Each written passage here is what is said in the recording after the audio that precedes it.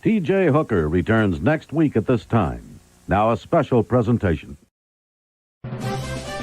Word Balloon is brought to you by the League of Word Balloon Listeners. Connecticut's #1 Comic Con is back at Hologram. Meet actors from TV, movies, anime, comic book creators too. Shop for comics, toys, and more. Dress up as a hero. Terrific Con. August 8th through the 10th at Mohegan Sun. Tickets on sale now at terrificcon.com. If you're here at Word Balloon, it's because you like comics, creators, conversation, pop culture subjects. Would you consider joining the League of Word Balloon Listeners? Patreon.com/wordballoon. When you subscribe, you'll also be part of the Word Balloon Book Club, where Brian Michael Bendis and I will pick a comic every month to review and discuss live with the League on this show. Join the League today, patreon.com/wordballoon. Thank you always for your support, League of Word Balloon listeners. Kingdom Come is 4 separate issues, 48 pages apiece. It was an all-immersive kind of lifestyle for me. It blew people away. I mean, this was the most sought-after book there was. This was something very new, very different. No one had seen anything like that at that scale before. It was amazing. I never thought from anything that people would still be talking about this book 25 years later.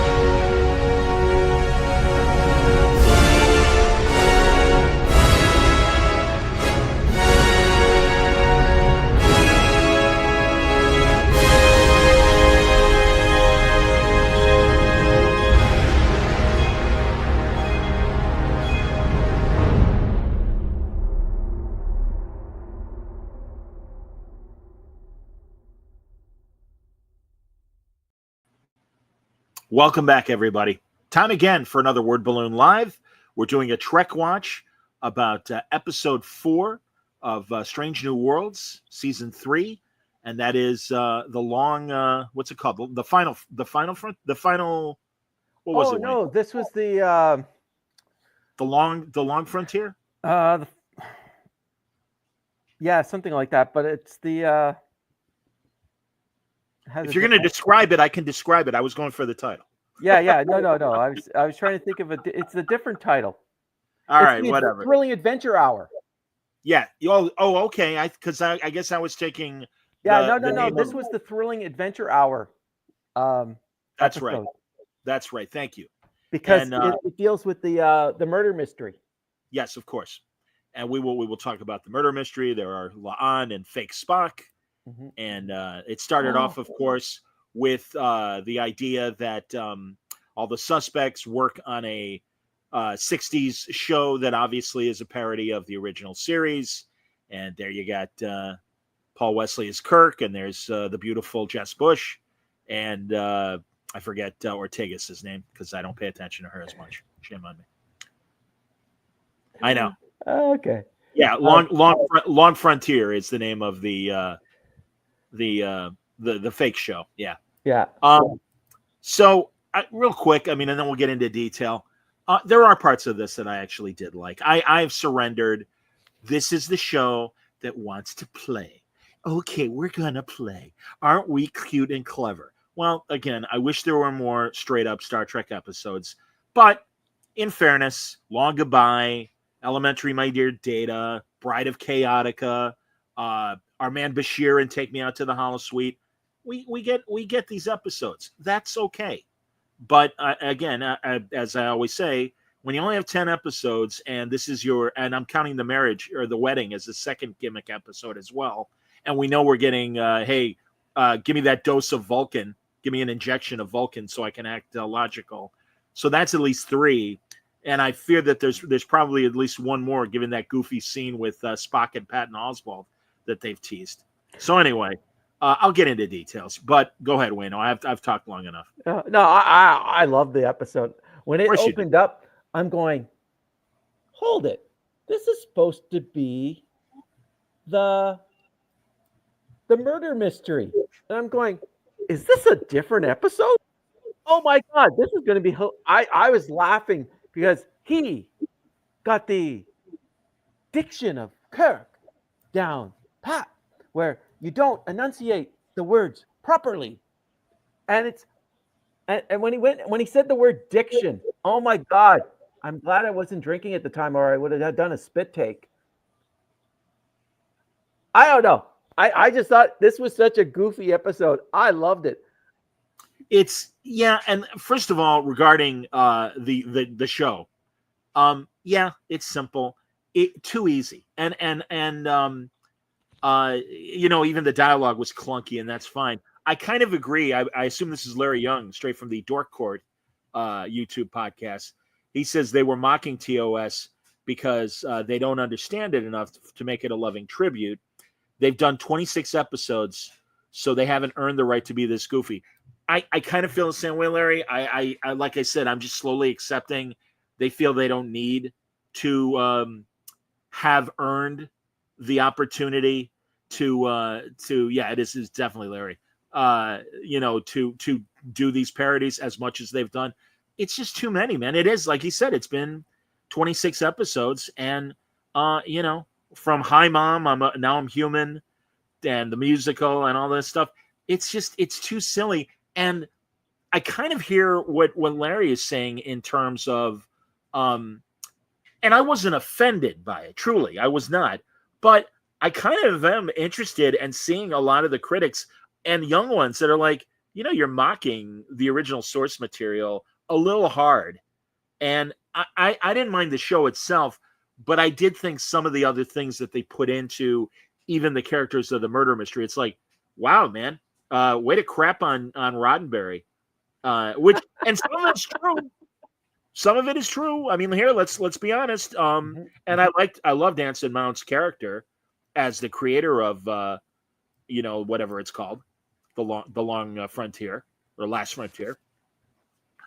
And he did, and Roddenberry was kind of excited about leaving TV and starting to make movies. A crappy movie, everybody. Who remembers Pretty Maids in a Row? The Rock Hudson, Angie Dickinson, half comedy, half creepy murder, almost slasher film. There was no slashing per se, but there's a lot of killings of a lot of I don't remember if they were high school kids or college kids. Never seen that movie. Oh my God. It's man. And it really it's ridiculous. And I agree with what Larry's saying too. He's like, the show itself was just elementary Dear Data. It's not even an original idea. Yeah, it's a little bit of Bride of Chaotica. It's a little bit of elementary Dear Data, to the point of computer, create a villain to beat Data. And now it's, create a villain, create an adversary to beat La'an. And it's like I didn't mind the basics, but try and be a little more original, please. Is that possible? I don't think it is, sadly, because I don't think these writers are capable of it. I don't know. Yeah, I'll agree with you that they're not. There's no originality. I think it's getting harder and harder for original ideas to actually flow out of any type of project. But with this one, like I said, I've just given up, and this is some wacky universe that we're old people that don't get the whole idea of how this new stuff is written and all this. It's almost like written for TikTok in a way, to get your little stuff in. But hey, you know what? Hey, it made a stage in Toronto, and I'm happy with that. Hey, great. I'm sorry. I disagree with we're too old to appreciate it. No, I'm sorry. There are new things that are out there that I do like because it's clever writing. This isn't clever writing. I'm fine with another holodeck episode. I don't mind some of the tropes, but they could have put a little more originality in I it. don't know. I liked it. I thought it was clever writing. I thought it was an interesting take. It again, taking the concept of the holodeck. We never really understood how the holodeck came into existence, and now they're talking about let's extend the 5-year mission, but in order to avoid people going space madness, let's do this. I thought that was pretty cool, neat. I don't want to. I'm glad you brought that up. Yeah, and they're all over the place, going, "Hey, we can do a reboot of the original series." Essentially, that's what they're saying when they say, "Oh, we're going to show you the complete," or years before or years after what we got in the 3 years of the original series. No, thank you. Walk away. You've shown what you are capable of and incapable of, and I'm not really interested with this production team continuing. Keep the sets. Don't pull a Batman with the Batcave. Destroy the sets, because you can redress them and modify them and have a whole bunch of new Star Trek using those sets. And again, the design work is amazing. I agree with Larry. Larry says this stuff is written for Buffy and Angel fans. Yeah, that is their touchstone in general. And again, my buddy Rob Burnett on his show was saying this last night before he saw this episode. Do any of you read and know about science fiction beyond TV and movies? And video games? No, I really, and again, I would love for a guy like Robbie Thompson, who again I have tremendous respect for, and is now part of the writing staff for seasons 4 and 5. But again, hey, what's a great idea? Let's have Pike as a puppet. Wouldn't that be fun? Isn't that great? Isn't that great? Isn't that a great idea? I'm expecting the 10-episode ratio for next season to be maybe 7 goofy episodes, and maybe we'll get 3. Also, by the way, I love how Ortegas has snapped back well enough to be back at the helm, because we got some fancy piloting we need done. I don't know if you know this. That's Erica Ortega. She flies the ship. I don't know if you're aware of that. Oh, that's just like Tom Paris flies the ship. Sulu flies the ship. No, it isn't. No, it's not. Yes, it is. No, it's not, because he didn't have to declare it every other episode. We knew what was going on. Give me a break. Again, I don't mind that she's the hotshot pilot. That's awesome. But Erica, great job. Oh my God, Trey, Erica. Oh, you're amazing, Erica.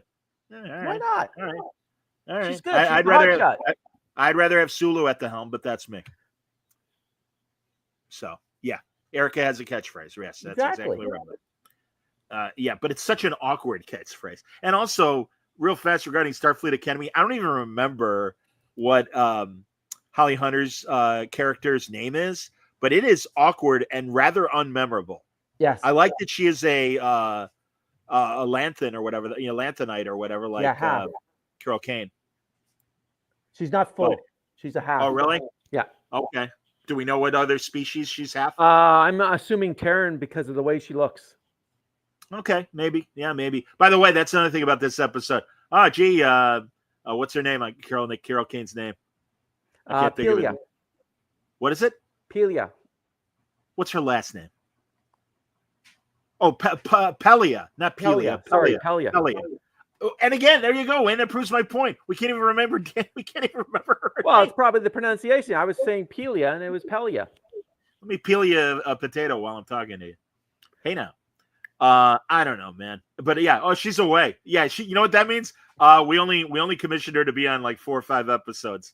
So you don't have to explain. Whatever. She's in the bathroom. Scotty, you be the point person for the hologram. Oh, great. Oh yeah, that's right. When I said what's her name, Simka. Of course it is. By the way, brilliant actress. I love her. I wish she had made a different voice choice for Pelia. But that said, I do love her in pretty much everything. She sounds almost like that in real person, like in real life. When I was talking to her last year. That weird. Because I've heard her in interviews and it doesn't sound like that. Yeah, no, it's almost like she's. Maybe she was playing. This is who she is now.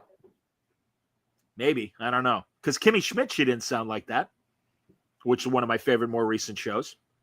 But she sounded like that last year in Vegas. Yeah. All right. the meta things that they had Uhura in her role say about why this show is so important and why it's such a shame that it's being canceled. A little too preachy for my taste. A little too. It's that. I wonder if it's that whole thing of that edict from the studios. Hey, people aren't really paying attention, so you really got to make the dialogue as deliberate as possible.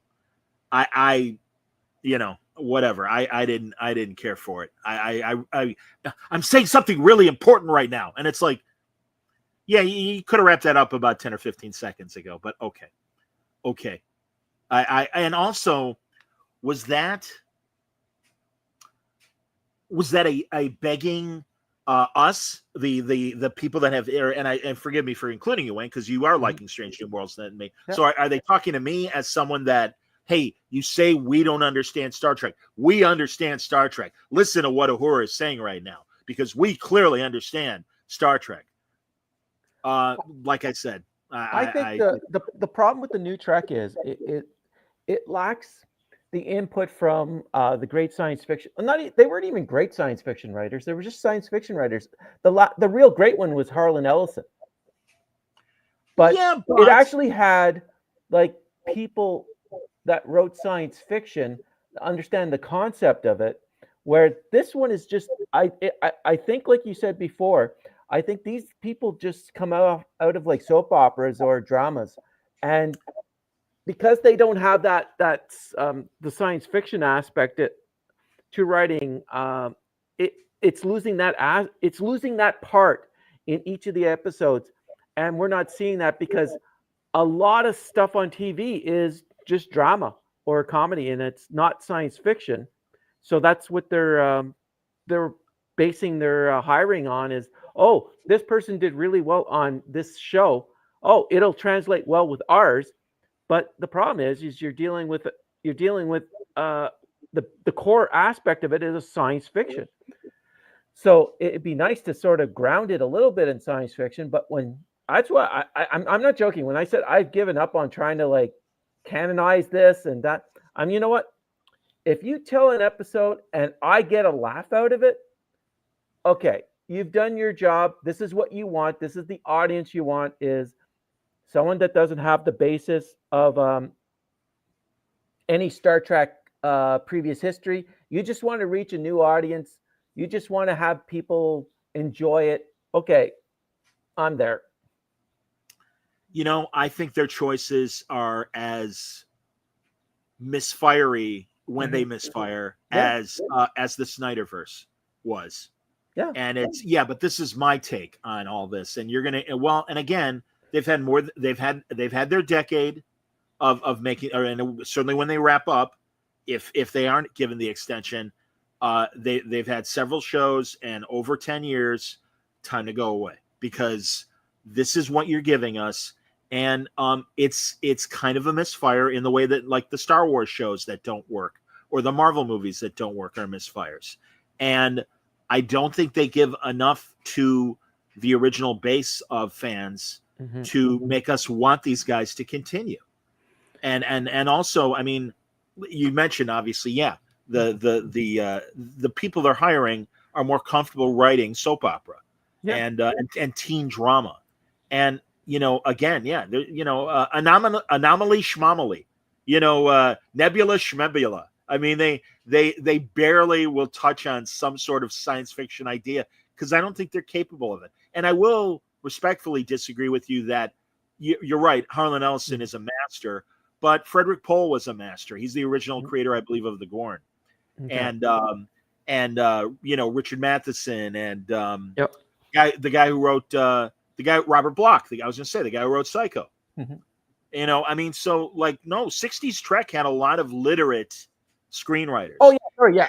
Probably the proper, I should have said more like you just as you said, literate screenwriters that had a well-rounded reading list of what they've either worked on or have read themselves. And again, they gotta lean on trauma. They must lean on trauma, because even Scotty had a moment of, my family got attacked by the Gorn too. And they mentioned also when Pelia was pushing him a couple episodes ago, And he's like, hey, back off. I have a lot of trauma in my life. Yeah, essentially, that's what he was saying. And it's like, and every time I see that baby face, it's like, how are you? And again, I get it, Wayne, because I'm glad you have done this to like not have the headaches I do. But it's like, James Doohan was older than Shatner, and clearly as the movies progressed, and it's like, yeah, but now he's babyface Scotty, and it's like, okay, I guess. And I like the guy, pretty much. I don't know. And his and Uhura's exchanges, and also, God, man, like Scotty's being taught by the women, and I don't blame number one for going, hey, don't try and solve everything yourself. We got a whole crew here. Mm-hmm. That's cool. That's all right. That's a first officer kind of thing. So I'll cut her slack about that. And Uhura as well. Oh, little Scotty, aren't you cute? Yeah, but I think the problem is the actor's choice to make him timid is because he's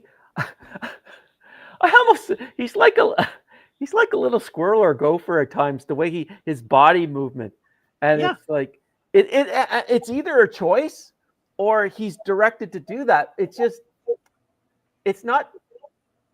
And you're right, Scotty should be a lot older because years of experience under the different captains.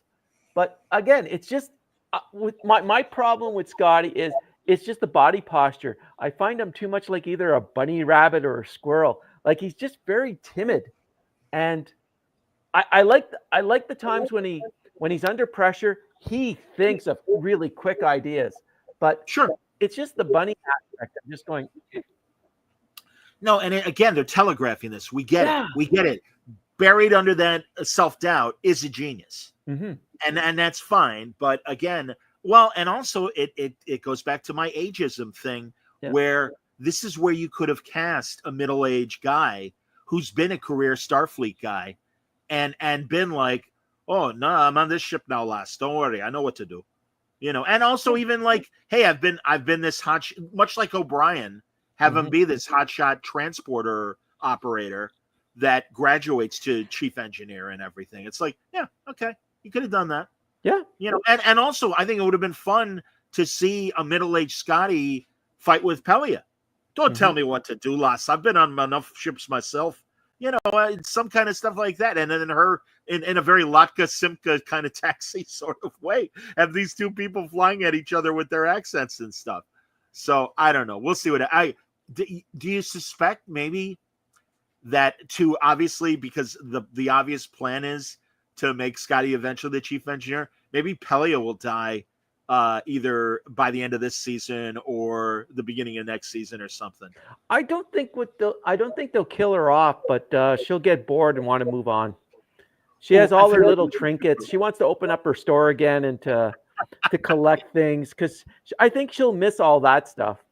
But I don't think they'll kill her off because they've already done one engineer that they killed off. You don't want to go down that rabbit hole again. Well, but that's like red shirts in the old series, man. Yeah. That's okay. You're right about that, though.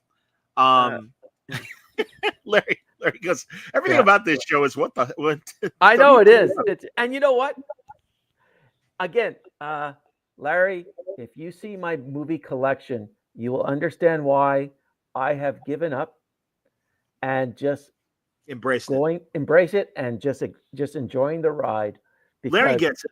Larry's around our age, man. Yeah. And he likes good cheesy stuff and as well. I think the other thing, John, you got to look at it. The showrunners for like the previous, it's almost like, I'm trying to think of Doctor Who, where you have the break between the doctors, like between the 8th Doctor and the 9th Doctor.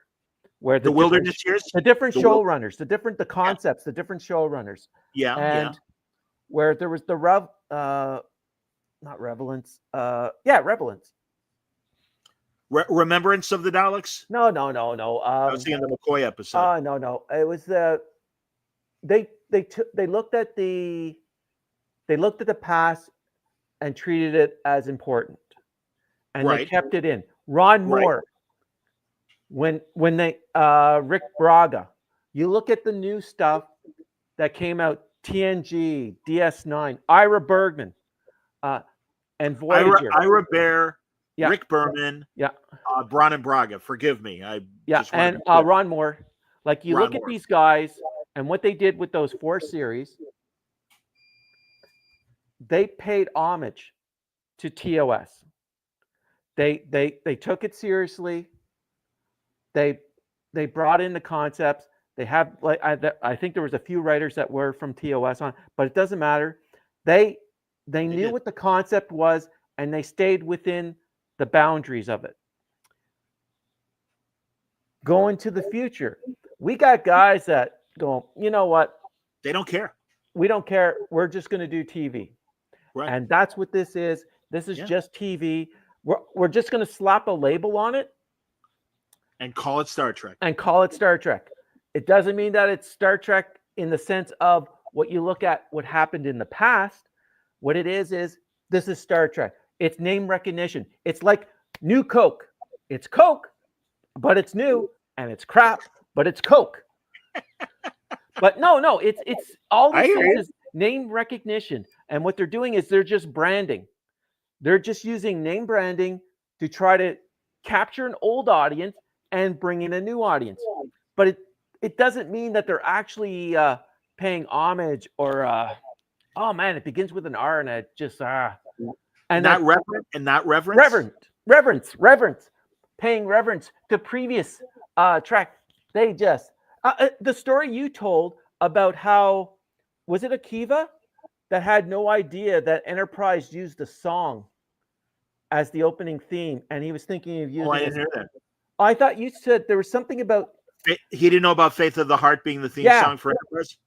Yeah, and that let's use instead of orchestration, let's use a song. And I'm sure you brought that up way back. Wow, maybe now that you're saying it, that is vaguely familiar that I read that. And that this is okay. If I'm gonna reboot something, you might want to do a little homework. And these guys have done no homework. They looked at the cliff notes, they look at the Wikipedia pages, anything that's short. Like it's like going into your history, your English exam after reading cliff notes about A Tale of Two Cities. It's not even without cliff reading notes, the book. buddy. Yeah, it's not even cliff notes. It's memes. Look, there's Shatner kissing a green girl. Yeah. Look, there's Spock doing the Vulcan salute. Yeah.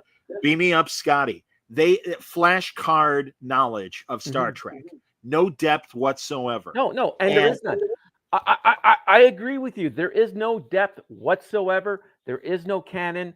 I don't care how much they like to proclaim on the mount itself. This is not Star Trek. This is not related to anything that happened in the past.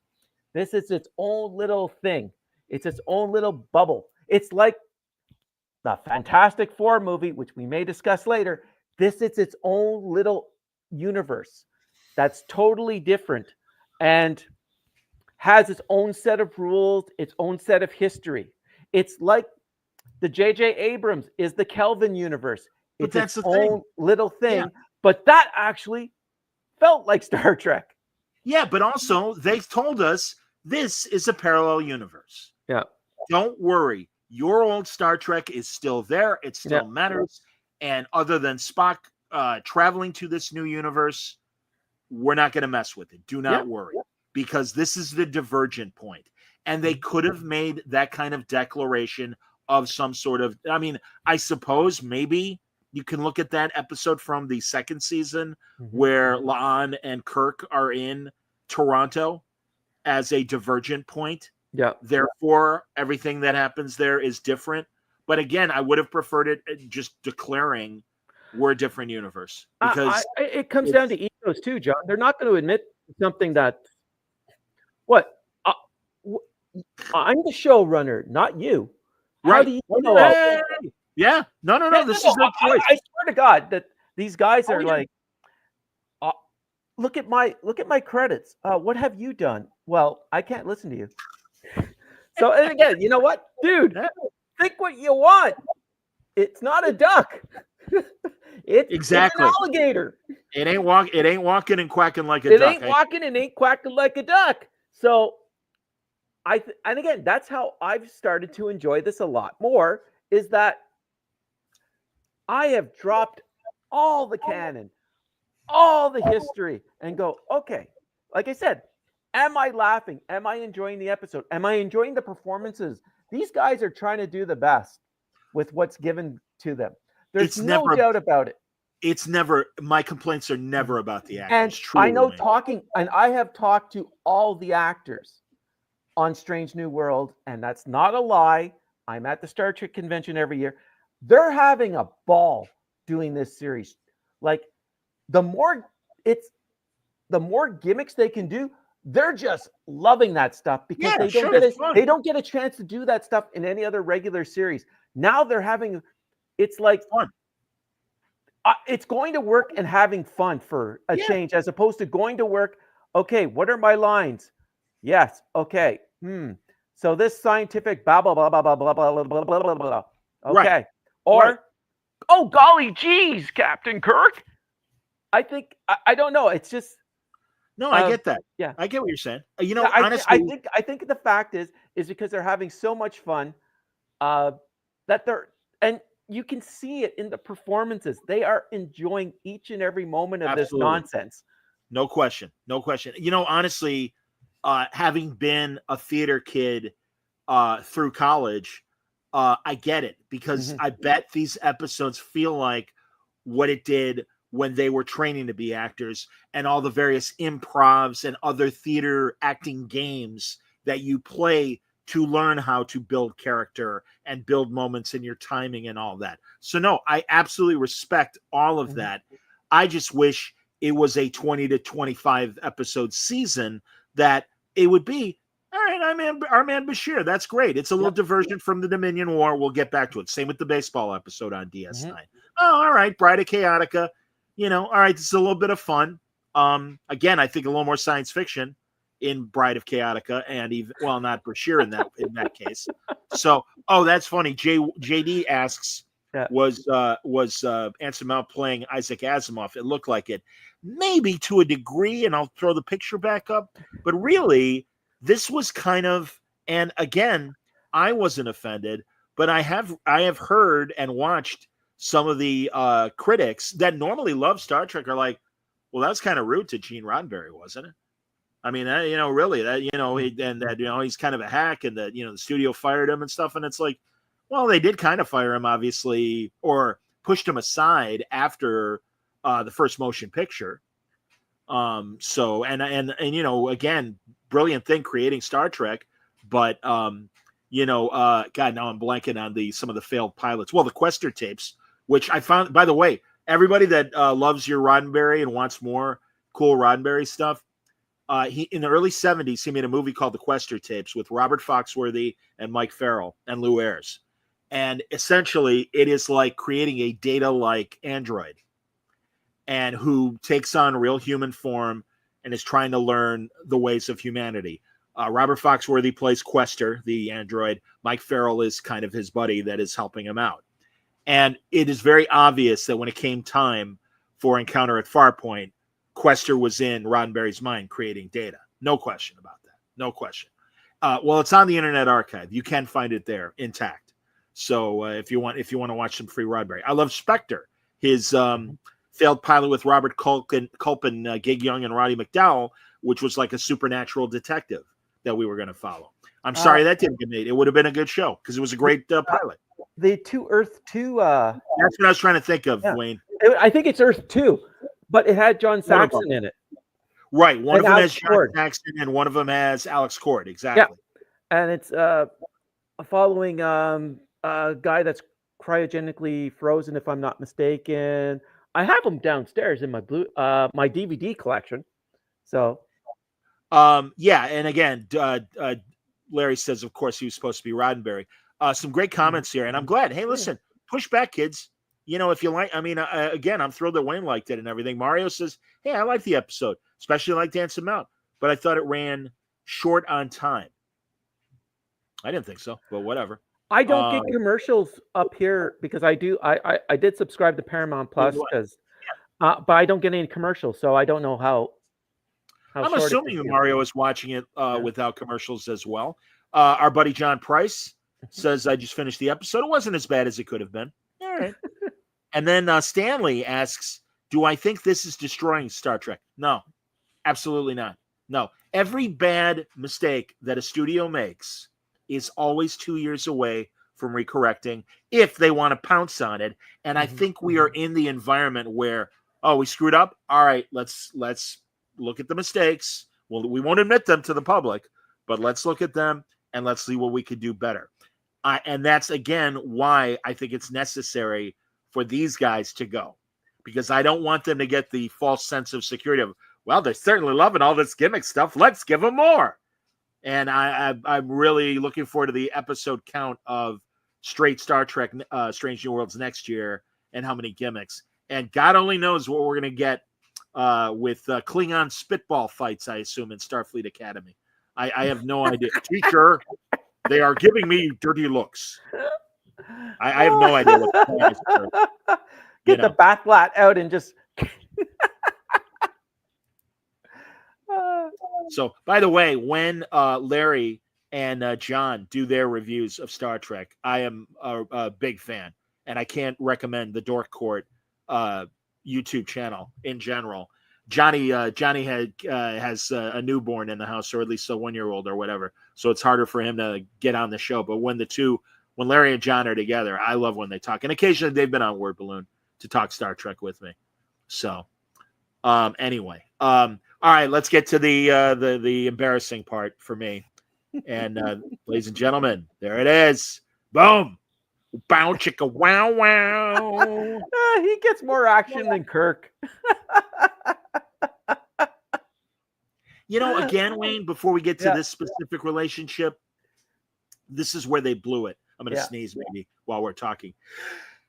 I beg your pardon, folks. I apologize for sneezing. Let me wipe my nose, and then I'll continue. Instead of focusing on Spock and Chapel, this is where they really needed to do Jill Ireland's character from this side of Paradise from the original series, because you could have slotted her in as some junior officer on the Enterprise that meets Spock at this point, or that they both went to the academy and this was her opportunity to finally really go for it with Spock and introduce that. But also, instead of Spock falling in the hay with her, being like, I can't return your feelings. I'm sorry. I wish I could, but I can't. I'm just not built that way. But I mean, between T'Pring and Chapel and now La'an, sex machine. Jeez. Well, thank you, because man, Jesus. Wow. No, honestly, this is without a doubt. Ever since J.J. Abrams had Spock hook up with Uhura, Spock has been getting a lot of tail. And it's just insane because it goes, and I'll agree with you, this goes totally against the character. So obviously, again, this is not meant for us. It's not meant for anyone that's watched the old stuff. But, geez, I wish I had his mojo. Spock's mojo. Yeah, like I'm sorry, look buddy. at all the hotties he's getting for crying out loud. My Lord. It flies in the face of what we know about. Oh, no, it's true. It flies in the face of his character. It flies into the face of everything we know about Vulcans. And all the few little aspects that we've seen in the past about Vulcan itself. And even in the motion picture when he went to do the Kolinar,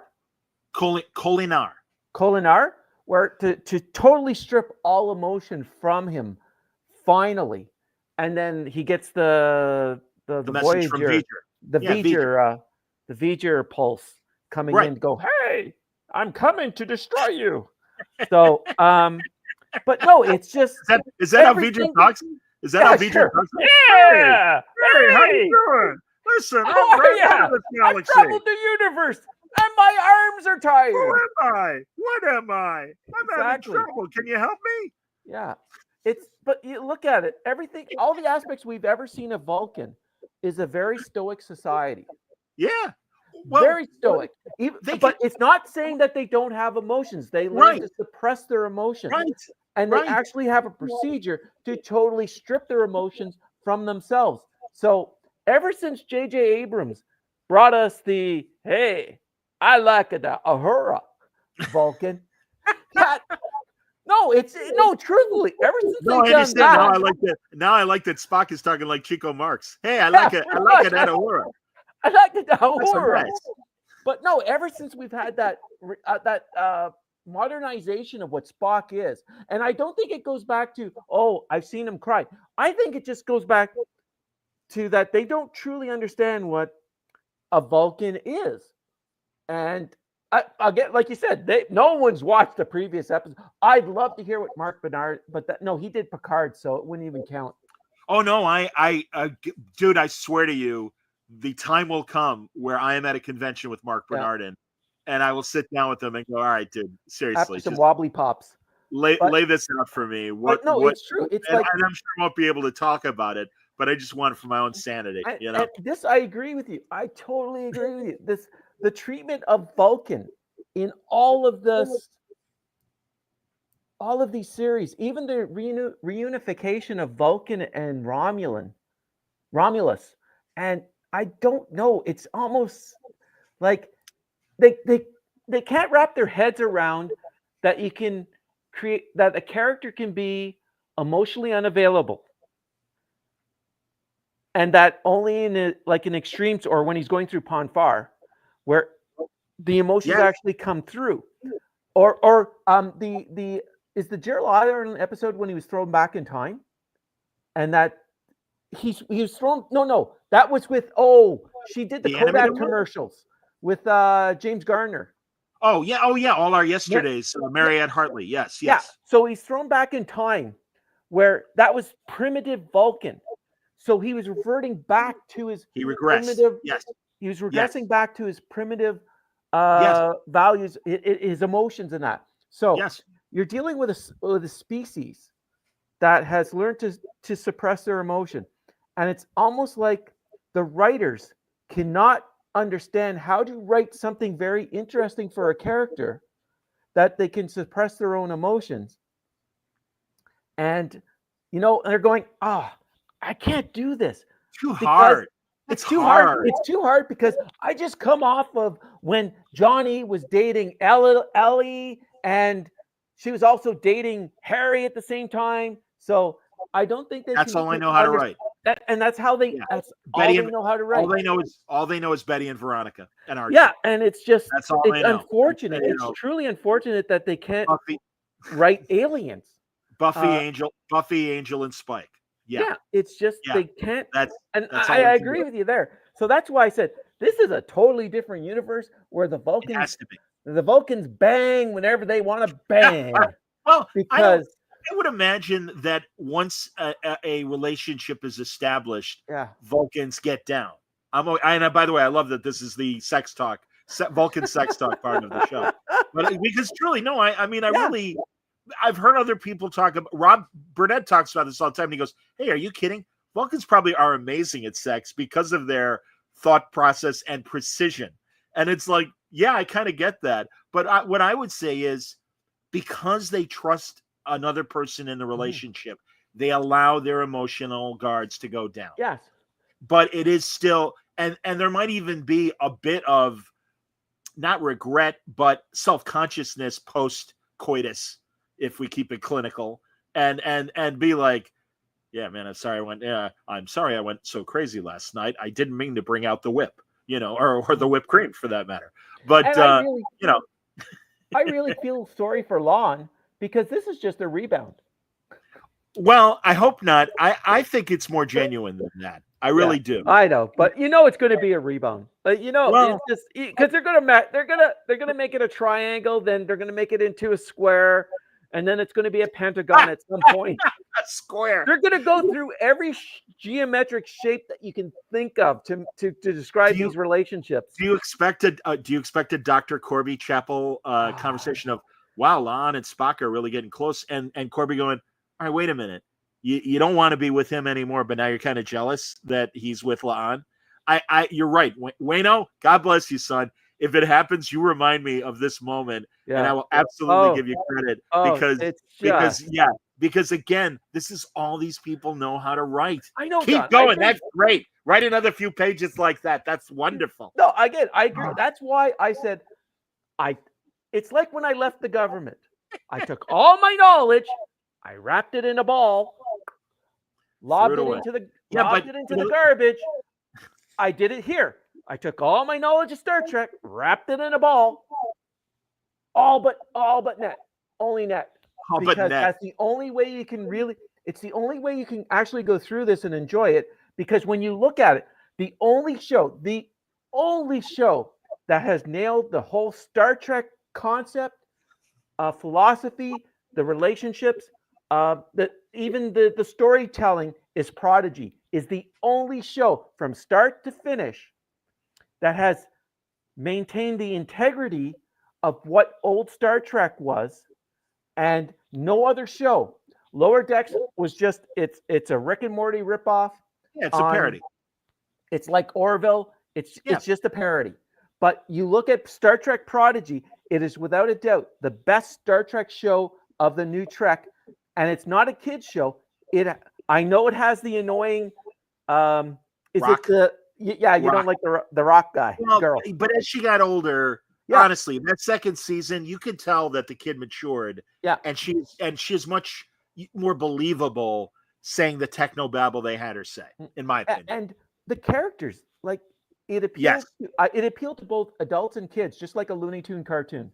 You're right. You have to hit the two demographics, and or more importantly, it really, I think, much like King of the Hill was a situation comedy that happened to be animated.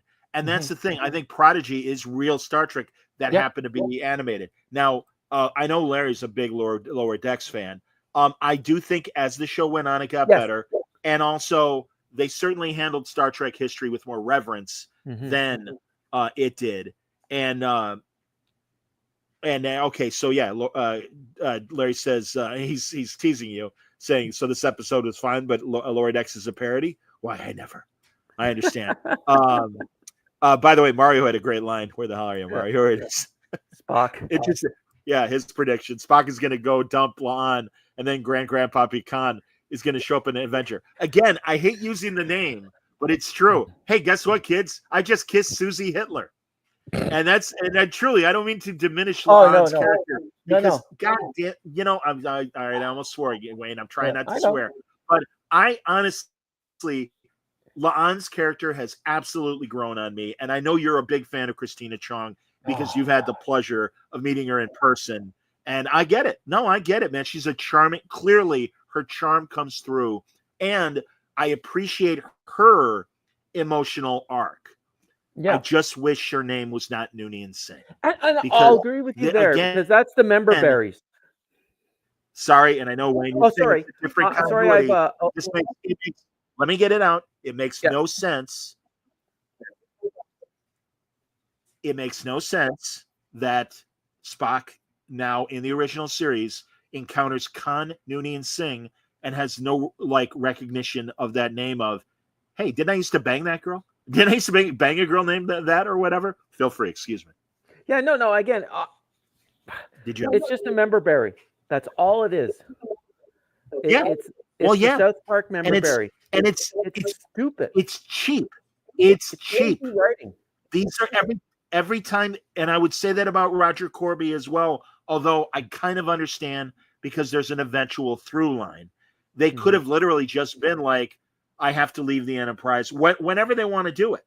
Whether they want to do it in the last episode of season 5, whatever. But have Chapel say, I'm leaving. I've been studying Dr. Corby. I think he's a fascinating man. I want to pursue that. And then you've got those years of Nurse Chapel out of Starfleet, that she married Corby, that they got separated. She's back. And now all of a sudden here comes the distress call from what seems to be her ex-husband. That all would make sense. But, whatever. Yes, ChemDog, pre-Android Corby, exactly. Hi, I'm Roger Corby. I love that guy. Christine, this shouldn't matter. It's still me in here. I love that. That episode is creepy as hell, and you get Sherry Lansing, I believe it's Sherry Lansing, as the very hot Andrea. Boy, oh boy. Like truly one of the sexiest women ever in Star Trek. And there's a good checklist there, man. I mean, I think I've told you, Wayne, my buddy Mr. Skin, and yes, the internet, the infamous Mr. Skin, who I've come to know and can honestly call a good acquaintance, if not a friend. And I am always like, listen, God, Wayne, thank God my brain. Like, Angelique Pettyjohn, what'd she do after being Shauna in the Gamesters of Triskelion? By the way, Wayne, I found this and I meant to send it to you guys privately, but I will say it for the show as well. There was a San Francisco horror movie host named John Stanley who was on the air in the 80s. And there are several videos of his interviews, and he would do like a creature feature kind of show and would have cheeseball actors, but also really great actors as well. I just saw one where he had Carl Malden on, and Carl Malden was talking about his whole career. And also the guy is an interesting horror host because unlike Svengoolie, Ghoulardi, the Ghoul, I can't think of others, obviously, Elvira, that dress up and camp it up, John Stanley looks like a banker and is very much, no, I'm just a guy that really is into this stuff. And I have a lot of knowledge about movies. And so he does very good informative interviews. He had Angelique Pettyjohn on back, and this is in the early 80s, when she would still do conventions and show up as Shauna in the full outfit or a modified version of the outfit. Still pretty sexy and could still pull it off, God bless her, even as she, 20 years after doing the episode or close to 20 years. And she really developed a whole act where she would kind of do a dance with that giant weapon that she had in Triskelion and everything. And she was great. And this interview, honestly, you can find it on YouTube, everybody. Look up Angelique Pettyjohn interview, and you will find it. And also in the YouTube video, they pair it, and maybe it happened in the same show, with 5 or 10 minutes with Mark Leonard. Okay. And he is about, they had just finished Star Trek 3, and it hadn't come out yet. But he was like, oh, it's really great to be able to play Sarek again. And, and the guy's like, can you explain the Star Trek phenomenon? And he goes, boy, I wish we could. He goes, if I knew that, I'd bottle it and use it for everything else that I've ever done. And it's true. It's really good. And Angelique Pettyjohn really comes off in a very positive way. I mean, again, she's not denying that she was a pinup and everything, and even what she was doing in her performances as Shauna and everything. But no, honestly, I think she came off very credible and respectful. And it wasn't just, hey, you're a hot chick. Oh boy, let's talk about you with very little clothes on. It was good. It's a credible interview. So anyway, that's my point. But also, yeah, all right. So what was the episode called with What Are Little Girls Afraid Of? Is that what the Dr. Corby episode? Is it what was it? Little Girls Are Made Of? What Little Girls Are Made Of? Right. Yeah, because people are pointing out that we get Richard Keel, absolutely. Yeah. So Mario's. No, it wasn't. Excuse me, it wasn't Richard Keel. It was Ted Cassidy. Because Lurch is not. Lurch was not Richard Keel. Lurch was Ted Cassidy, and Lurch was Rock. Rock, protect the old ones. That is the equation. Now he knows as an android how to kill, which goes against Asimov's rules of robotics. But I was okay with that. Crush, kill, destroy. That's your fun robot. Give me a break. Mario says that was the best Kirk that Wesley has done since he joined the show. Yeah, okay, yeah. And again, that's the place to do it. But yeah, it's like, okay, fine. That's not the problem with Paul Wesley as Kirk. The problem is charisma and command. And I understand that he is only Commander Kirk right now, but I will, as I keep saying, I think James Kirk, even as a cadet, the admirals are like, we got to watch out for this guy. He's going places. Perfect I don't get that. example. I don't get it. Chris Pine. Chris Pine. Yeah. Yes. From where he tells, oh my God, what a day. Where he tells. Bruce Greenwood, Pike. Pike. Where he tells Pike, I'll do it in 3 years. You could have your command of your own ship in 4. I'll do it in 3. Yep. Like that is Kirk. Yeah. Yeah. Exactly. He's confident. Yeah. He knows he can do it. And that's why even, and it's some of the best stuff from Star Trek 09, when Prime Spock tells him, you got to take over the ship. Yeah, but you hate me. Well, and when he comes back with nothing but confidence of, you're doing this wrong. I know you're my superior, but I'm going to piss you off by my actions and by my temperament and everything else. And he is absolutely James Kirk in those moments. So yeah, JD, I know Paul Wesley's Kirk is known for his diction. Yes. Okay. Whatever. It was cute. I can answer Stanley's question a little bit. Stanley's question was, do you think there are Trek fans that like the gimmick episodes? I can tell you that last year I saw, and again, it was at least a handful, if not more, people bringing the LP of the musical episode to get signed. So I do believe there is just like us, there's a core fan for like the more traditional Trek. There are core fans for the new Trek, and the gimmick episodes are right up their alley. I get it, and I agree with you. I agree with you. The key is, let's bring us all together. That's what Picard. Well, I don't know, man. I thought Picard season 3 pretty much did it. I mean, that's what I'm saying. It is possible, but again, these guys have the wrong instincts. Everybody gives Terry Matalas amazing credit for season 3, and wow, this is great. Look at that. Jerry Ryan, 7 of 9. It might be, is the captain of the Enterprise. What happens next? We're going to give you Starfleet Academy. But we really had our problems with, Discovery. Oh, no. This is going to be great. It's going to be great. And again, they claim, and in fact, I even found a short that I saw on YouTube of Kurtzman saying, we're listening.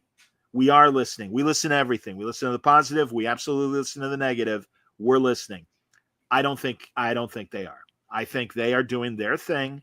And again, what I find more genuine, and I mentioned it last time we did Trek Watch, is the British guy that played the cyborg in Section 31, who said he had a conversation with Alex Kurtzman, and Kurtzman is convinced that we're all dying. The old fans of Star Trek are dying, and they need to do all these gimmicks to bring in new people. I think that's wrong thinking. I think you can color within the lines and bring us new, fresh ideas, but you need to be a talented writer that is thinking about science fiction along with the other stuff. I don't mind romance and drama. We certainly got that with Worf and Troy, and Worf and Dax, and Riker and Troy. But it was, I mean, my God, Wayne, let's list off all the relationships right now, especially the new ones that they've now introduced in season 3. So you got Batal and Pike. You have Spock and Chapel, but now it's Spock and La'an. You've got Chapel and Roger Corey. So wait, that's 4. You've got Uhura and Ortegas's brother, and I'm sure we'll get more play of that beyond their little flirting that we got in that hegemony episode. So that's at least 5 relationships. And again, you only got 6 more episodes. Not a lot of time. Not a lot of time to explore any of this crap. I just think it's too much, man. Like you've said it, and I agree with you 100%. This is all they know how to write. Oh, wait a minute. Mario goes, I wonder if Kirk and Scotty were forced onto the producers by the studio. I don't think so, Mario. I really don't. I think again, they've been all about member berries since saying Michael Burnham was Spock's sister. Almost called her his brother. Yeah. So no, member berries. God, that wall in Starfleet Academy with all the names. It's like, look, see, we know Star Trek. See. Oh, look at this. Hey, we got a female Jem'Hadar. We know Star Trek. See. What happened to Benjamin Sisko? Right. Yes. Yeah. Do I still have that picture up? I don't know if I do. But yeah, exactly. Like, what do you mean? Don't you know what happened to Benjamin Sisko, you jerks? But and also again, it's like I told you, like I said last week when we were really looking at Starfleet Academy's trailer, and it's just like, Avery Brooks really made a point of going to Ira Bear and going, please don't kill off Sisko. That's a bad message. That's a bad message. You are saying that me, the black leader, is leaving behind his unborn child and wife to do these other things, or die. And it's like, please don't do that. And it's like, yeah, you're right. That is a bad message. Okay. No, it's a big mystery. It's a big mystery. With that girl with the pom-pom little they're not Leia Cinnabons. They're little pom-poms on the top of her head. Isn't she cute? And the other thing, and I didn't make a big deal out of it last week, but they have that group shot of all the different cadets. There's like 17 people and 13 women. And it's like, okay, so now joining Starfleet, and no disrespect to male nurses out there, but it's like nursing, that it's mostly dominated by women. And there's only a few guys that now want to do Starfleet, apparently. Crap. So. Well, during the burn, didn't you hear that the XY chromosome was also destroyed?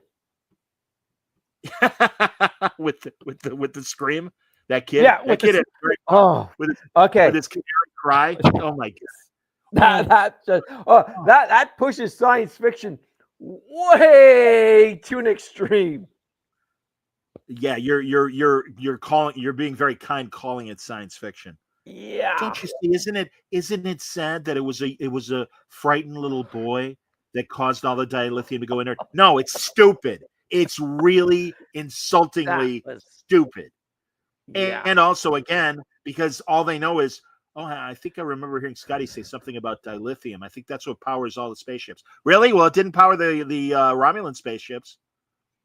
I mean, it's like, again, and that would have been even interesting to have something happen to dilithium, and it screws over the Federation. Meanwhile, a bunch of the other alien races, we're doing just fine because we don't use dilithium. And then they run Rapshot all over through the Federation and take everything. Or you could have even had a Section 31 mission of, hey, dilithium's inert. We need to find out more about, much like the cloaking device when they stole the cloaking device in season 3 of the original series. We could have had that. So the thing with dilithium, they could have also just ran out. It's a mineral. Yeah, I suppose. You're right. It's a mineral. Instead of a burn, just have there was an explosion and the big planet went like Romulus and Remus. Just sure. No, you're right. Or even some sort of chain reaction. Yeah. But which I think is goofier. But yeah, hey, our main sources of dilithium have gone away, and we don't have any planets within the Federation anymore that we can mine from. We got to do something about it. Sure. Well, even that happened in Star Trek 4. Traveling it through time screwed up the dilithium crystals they were using in the Klingon ship. Yep. And they had to recrystallize them and everything. So, all right, JD has a question regarding Sybok. It says, what happened to Spock's brother? They had him for a few seconds in an episode, another season. Yeah, they've telegraphed. If you guys watch the San Diego interviews with the cast, Sybok is addressed. I forget which outlet. It might have been IGN. It might have been another one. But one guy in particular had really good, like, okay, let's cut through the crap. When are we going to see Sybok again? Are you going to resolve this? By the end of the 5th season, will the entire original cast or original crew suddenly be on the Enterprise? Those kind of hard questions and stuff. And Goldsman and Henry Alonso Myers, to their credit, answered reasonably, given that they don't want to spoil or anything. But yeah, so my suspicion, I'm not going to make you look up the episodes unless you want to wait. But I know we're going to get the Vulcan episode where through the injection, the title of the episode is 4.5 Vulcans. But I know there's an episode coming up with the name Salat in it, like Salat eating its own tail or something like that. So we might get more than one Vulcan episode coming up. And also we've seen Patton Oswalt in the trailer as a Vulcan as well. So I know there's some Vulcan-esque stuff coming up. So there is the potential there for Cybok to show up in one of these episodes. I'm looking forward to it. As I said, when they first did show, well, first of all, when they really underlined that Michael Burnham was Spock's sister, I'm like, okay, I want a flashback scene of a dinner between Amanda, Sarek, Spock, Michael Burnham, and Cybok. And they're all discussing philosophy.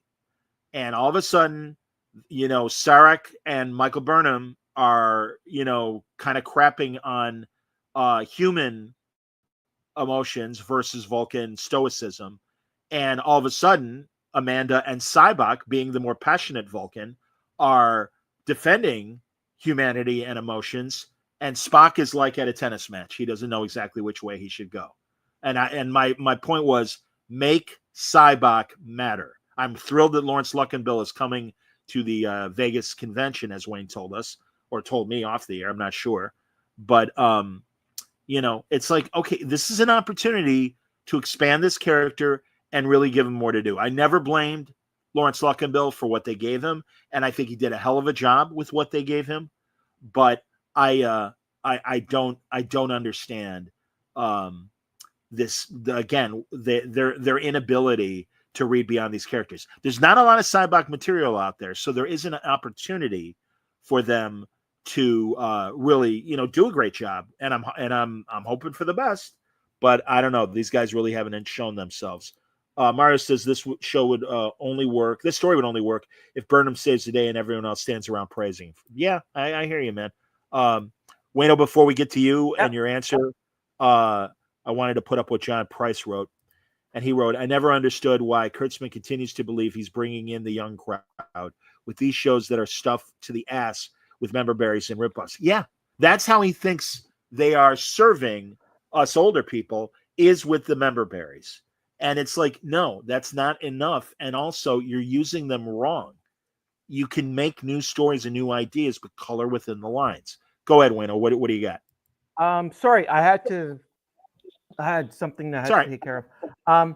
One thing to comment about what John says, the young crowd. Like, I'm going to the Trek convention next week, and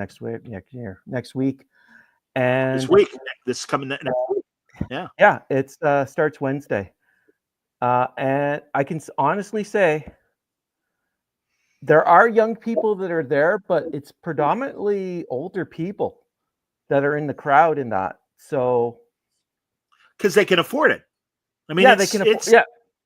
Yeah, I mean, I don't. Wayno, like, you buy tickets, don't you, for this? Yes. Oh yeah. How much? Do you mind telling us how much? 5 days? The gold tickets are in the 1,000 to have a gold seat. Well, gold. You're right, gold seat. So what if I don't have a gold, because I'm assuming that's preferential seating and you're first in line for photos. But yeah, do you know like a base for like a attendee? Yeah, I can get you that in. I bet it's still very expensive and quite a few hundred. So yeah, while you're looking it up, I will answer ChemDog, who says the only other thing I ever saw Lawrence Luckinbill in was as a lawyer in Law and Order. Lawrence Luckinbill is an exceptional actor. There's a very famous gay play and film called Boys in the Band, and Luckinbill was part of the original cast of that. He was more of a stage actor than a film and television actor, but he's a murder victim in the original Columbo series. He's on a very, very funny Mary Tyler Moore episode where he's got an obnoxious little son, and the kid hates Mary, and the whole episode is her trying to like win over the kid, and finally it turns out like she lets it be known that she doesn't like the kid, and they're at a big party with Lawrence Luckinbill's family, and it's like, Mary doesn't like Stevie? Who doesn't like Stevie? Stevie's a wonderful kid. And it's this fantastic, embarrassing moment for Mary Richards. And it's hilarious. And also there's a great comic book moment because she talks about reading. Stevie is reading a comic book, and it's a Wonder Woman comic book. And Mary brings up Egg Foo, the egg-shaped villain that Wonder Woman had in the comics. And there's literally like a 2-minute thing about her trying to explain this great story about Egg Foo and everything. So when Wayne comes back, we will discuss his research, and we'll find out. The general admission is $300. Okay, well, that's honestly for 5 days. Yeah, that's not horrible. So, but it's still so right off the bat, you're spending $300 though.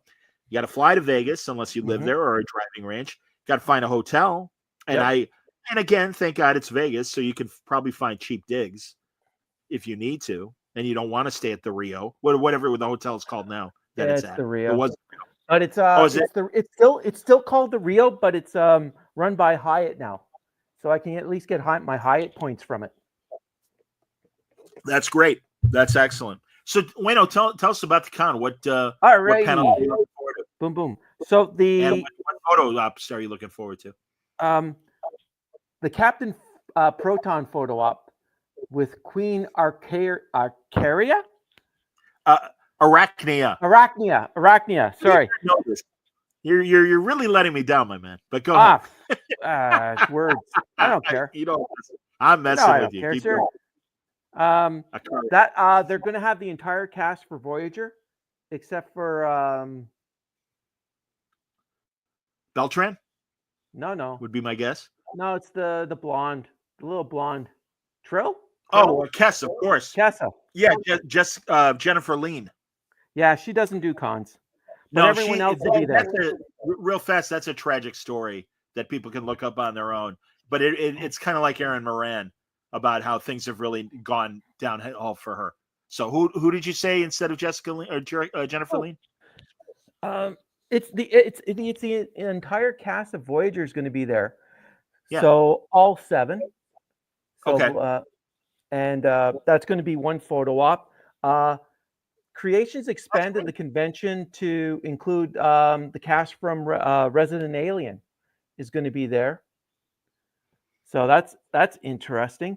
What's really weird is they brought in Nick Tate and Barbara Bain from Space 1999, and they're going to be appearing on the small stage, which is it's in the DeForest Kelley Theater. They call it the DeForest Kelley Theater, but it's the Inglorious Trexpert stage, is where smaller panels take place. That's not in the main stage, which is the Nimoy Theater, and that's where you'll have the Flash Gordon reunion with Melanie Anderson and Sam Jones. You'll have the Space 1999. They're going to have a discussion about Space Above and Beyond, the 30th. I can't believe the 30th anniversary of that show. They're going into anniversaries of even special shows, special episodes, like In a Mirror Darkly, 20th anniversary celebration, The Visitor, 30th anniversary celebration. So this is what's happening at the Trexpert stage. I'm trying to see. That's where John's going to be talking about his Vulcan heritage. Luckenberg? Lawrence Luckenbill. Lawrence Luckenbill. I was thinking of John Shuck because he's also going to be there. John Shuck is going to be wonderful. Wow, and God bless John Shuck for being able to go, because he's getting up there in age too. Yeah. But Starfleet regulations. Oh, I love him as the Klingon ambassador. Yeah. They're doing Land of the Lost, the 50th anniversary reunion. Fantastic. Hey, although Star Trek Connection, David Gerald wrote many episodes of Land of the Lost, the man who wrote Trouble with Tribbles. Speaking of which, there is a panel with David Gerald. Sure there is. Of course there is. As well as should talk about Space Above, Measure of a Man. Oh, I'm sorry. He's going to talk. Is Melissa Snodgrass going to be there? I did not see her, but I'd have to check the best second season episode of Next Generation, and the one that they completely missed the point of with Picard, and everything they did in the Star Trek Picard series flies in the face of the arguments of Measure of a Man. Go ahead. And what I'm really looking forward to is last year they did a reading of Plan 9 from Outer Space, and it was amazing. And I got to say, maybe a quarter of the audience actually knew what Plan 9 was, because I could do some of the dialogue because I've watched it enough. Sure. And this year they're doing War of the Worlds. Oh, fun! So they're doing the radio drama. Yeah, the Wells. Yeah, sure. Yeah, because that's fast. That's an hour. Good. Yeah. Good. That's fun. Oh, that's going to be. They're bringing in Mary McDonald. Love her. Yeah. Battlestar. And the other things. Where is it? With Wolves. Oh my God, no! Please, Blue Chips, Dances with Wolves. She's a brilliant actress. Yeah. You don't have to go through her you don't have to go through her credits. That's all right. Who else? But in Glorious Trexperts, I'm a big fan. I love their show. I will give them credit real fast and say Mark Altman and Darren Dockerman and Ashley Miller. Ashley Miller. Ashley Miller. They're really smart. They are old school Trek fans. Ashley wrote. I'm sorry. No, you're correct. Ashley Miller. Sorry. Yes. Say it again. What did you say? Ashley Miller. Ashley Miller. Okay. Yeah. No, they. Yes. Yeah, I know. Okay. We've made that clear. I was going to say they're old school guys, and I appreciate that they are old school fans. They've got their issues with New Trek, but they are very polite when they do panels, and their depth of knowledge really helps in these other panels like Space 1999 and other things. And God, I just heard them interview Barry Bostwick about Megaforce, right? Wasn't that the 80s movie? Yeah, there you go. Yeah, Megaforce. And Shazam. No, not Shazam. Nope. No, I'm thinking Rocky Horror Picture Show. That is correct. Absolutely. Among other things they did, including Spin City. Absolutely. He had great stories about Spin City, actually. Because sadly, he was there as Michael J. Fox it was getting harder for him to do the on-camera stuff and everything. But he really was, like, beyond being the star of that show, he ran that show. Basically what it sounds like. And Bostwick had nothing bad to say about that. But it was just pretty clear. It's like, no, that was Michael J. Fox's show up and down, which is kind of cool. So Stanley says I should go to a TrekCon one year. Yeah, I would love to. I have been fortunate to meet other cast members, not only at Terrificon, but, years ago at what is now GalaxyCon, I met George Takei and I met Nimoy. So those were cool. I was there in 2016 when they announced Discovery and at San Diego. So I was at that panel, and there was Shatner and God, what a great panel. My God, it was Shatner and Michael Dorn and Jerry Ryan and Brent Spiner and Brian Fuller, because he was still with Discovery then. And it was a fantastic, and it was a reporters only panel. It was great. So anyway, but yeah, no, that sounds great, man. I'd go to everything that you've mentioned so far if I could. Yeah, that's the problem and that's just the side stage, and then there'll be the main stage, and there's a lot of.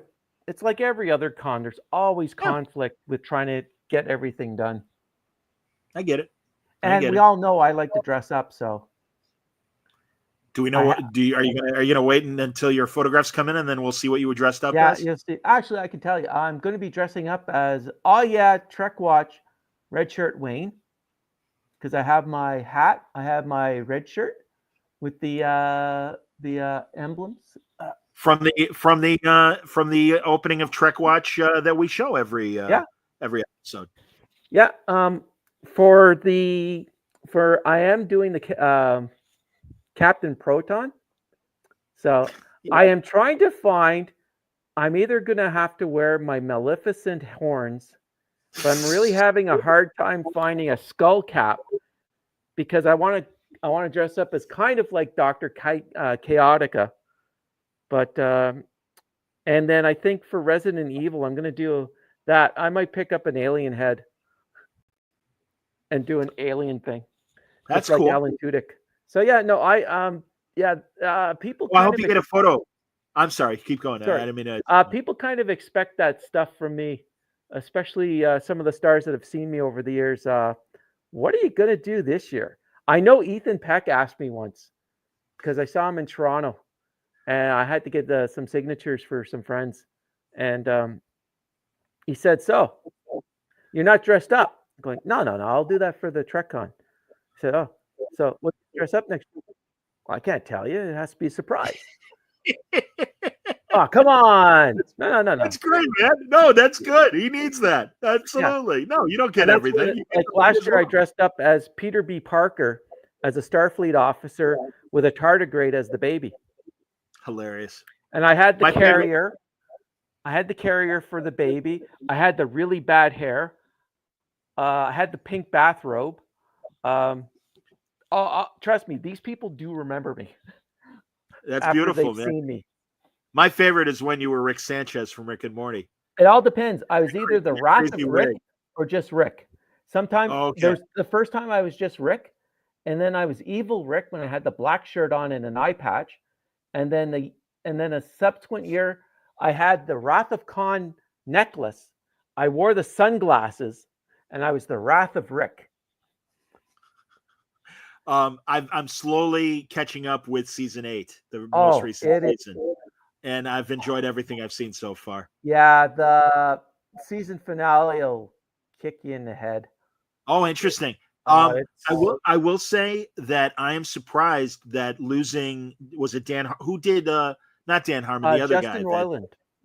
Yeah, so they lost Justin Roiland, but whoever they got to be Rick is doing a great job. Sounds like Rick. And Morty. They got 2 different actors to play. I didn't realize Justin did both voices. There you go. Justin did both voices. Wow.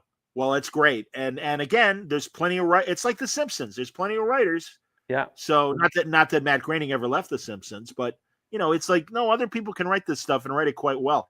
And again, their writing in comparison is like, if I may use the Trek analogy, 3-dimensional chess to Strange New Worlds writing staff that's doing tic-tac-toe essentially. Mm-hmm. Sorry, that's just the way it is, man. Mario wants to know if you're on Instagram. He wants to see these pics. I am on Instagram, but I don't do pictures because I'm old, so I do Facebook. Yeah. If you look up Wayne Musso, right? Wayno, if I don't mean to betray your secret identity, if it's a secret. No, it's not a secret. So, and Stanley asks a very silly but obvious question: am I excited about doing so many panels at Terrificon? Of course I am. Of course I am. Are you kidding?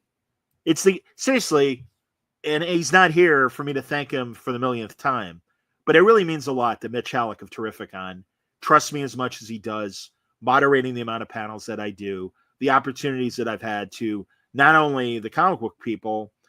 I mean, I would have never had a Jim Shooter interview if it hadn't been for Mitch and Terrificon. It would have come and gone, and I would have never had the opportunity. Instead, I had this wonderful conversation with them. It has reinforced a lot of my relationships with a lot of the comic creators because they see me at these shows. And I really only do the Chicago shows at Terrificon because the traveling is expensive. And, it's hard. It's hard. So I'm not able to do these other shows as I did when I was, gainfully employed in radio and making much more money. Mario says Space Above and Beyond isn't available for streaming. Bummer. No, but it is available on YouTube. Yes, I was about to say that. And I have the DVDs too. There you go. Yeah, and Chemdog says 3-dimensional Connect 4. No, I think that's giving him too much credit. I'm going to stick with Tic-Tac-Toe. You'll forgive me, but yeah, I wish it was better. All right, Wayno, you got time for Fantastic Four thoughts, or do you want to get out of here? I have time for Fantastic Four. But you have to say it like this: Fantastic Four, because that's the only way to talk about it. Absolutely, and I'm sorry, I wasn't really paying attention when you guys were doing it, and then I saw the movie, and it's like, oh yeah, now that I'm seeing it again, all right, I get it. So, how many stars out of 5? 5 out of 5. I effing loved this movie. It hit. I love the production design, the look.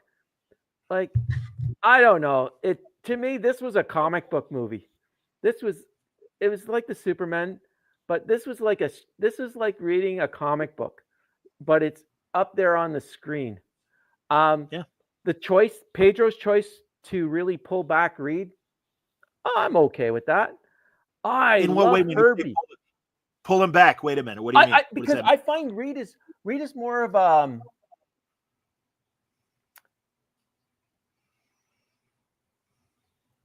we talk about Spock being sort of stoic, I see Reed as that too. Reed is kind of like a scientific stoic guy. You'd almost say he's like he has autism. He's on the spectrum with his emotions. So, but with Pedro, he's more in touch with his emotions, with his feelings. He's more accessible, but then he can detach, and that's what Sue didn't like, is when he starts to detach himself, which was always the problem in their relationship in the comics, is when Reed is so focused on the scientific aspects, he detaches himself from reality, from human contact, from interpersonal relationships, and that was a major strife in their in their marriage over the years. I found that he was a little more accessible than Reed in the comics. Yeah. Johnny wasn't the goofy sidekick. He was actually interesting that he was able to spoilers. That's okay. Everyone. We're spoiling. That's okay. Right. He was able to decipher the language.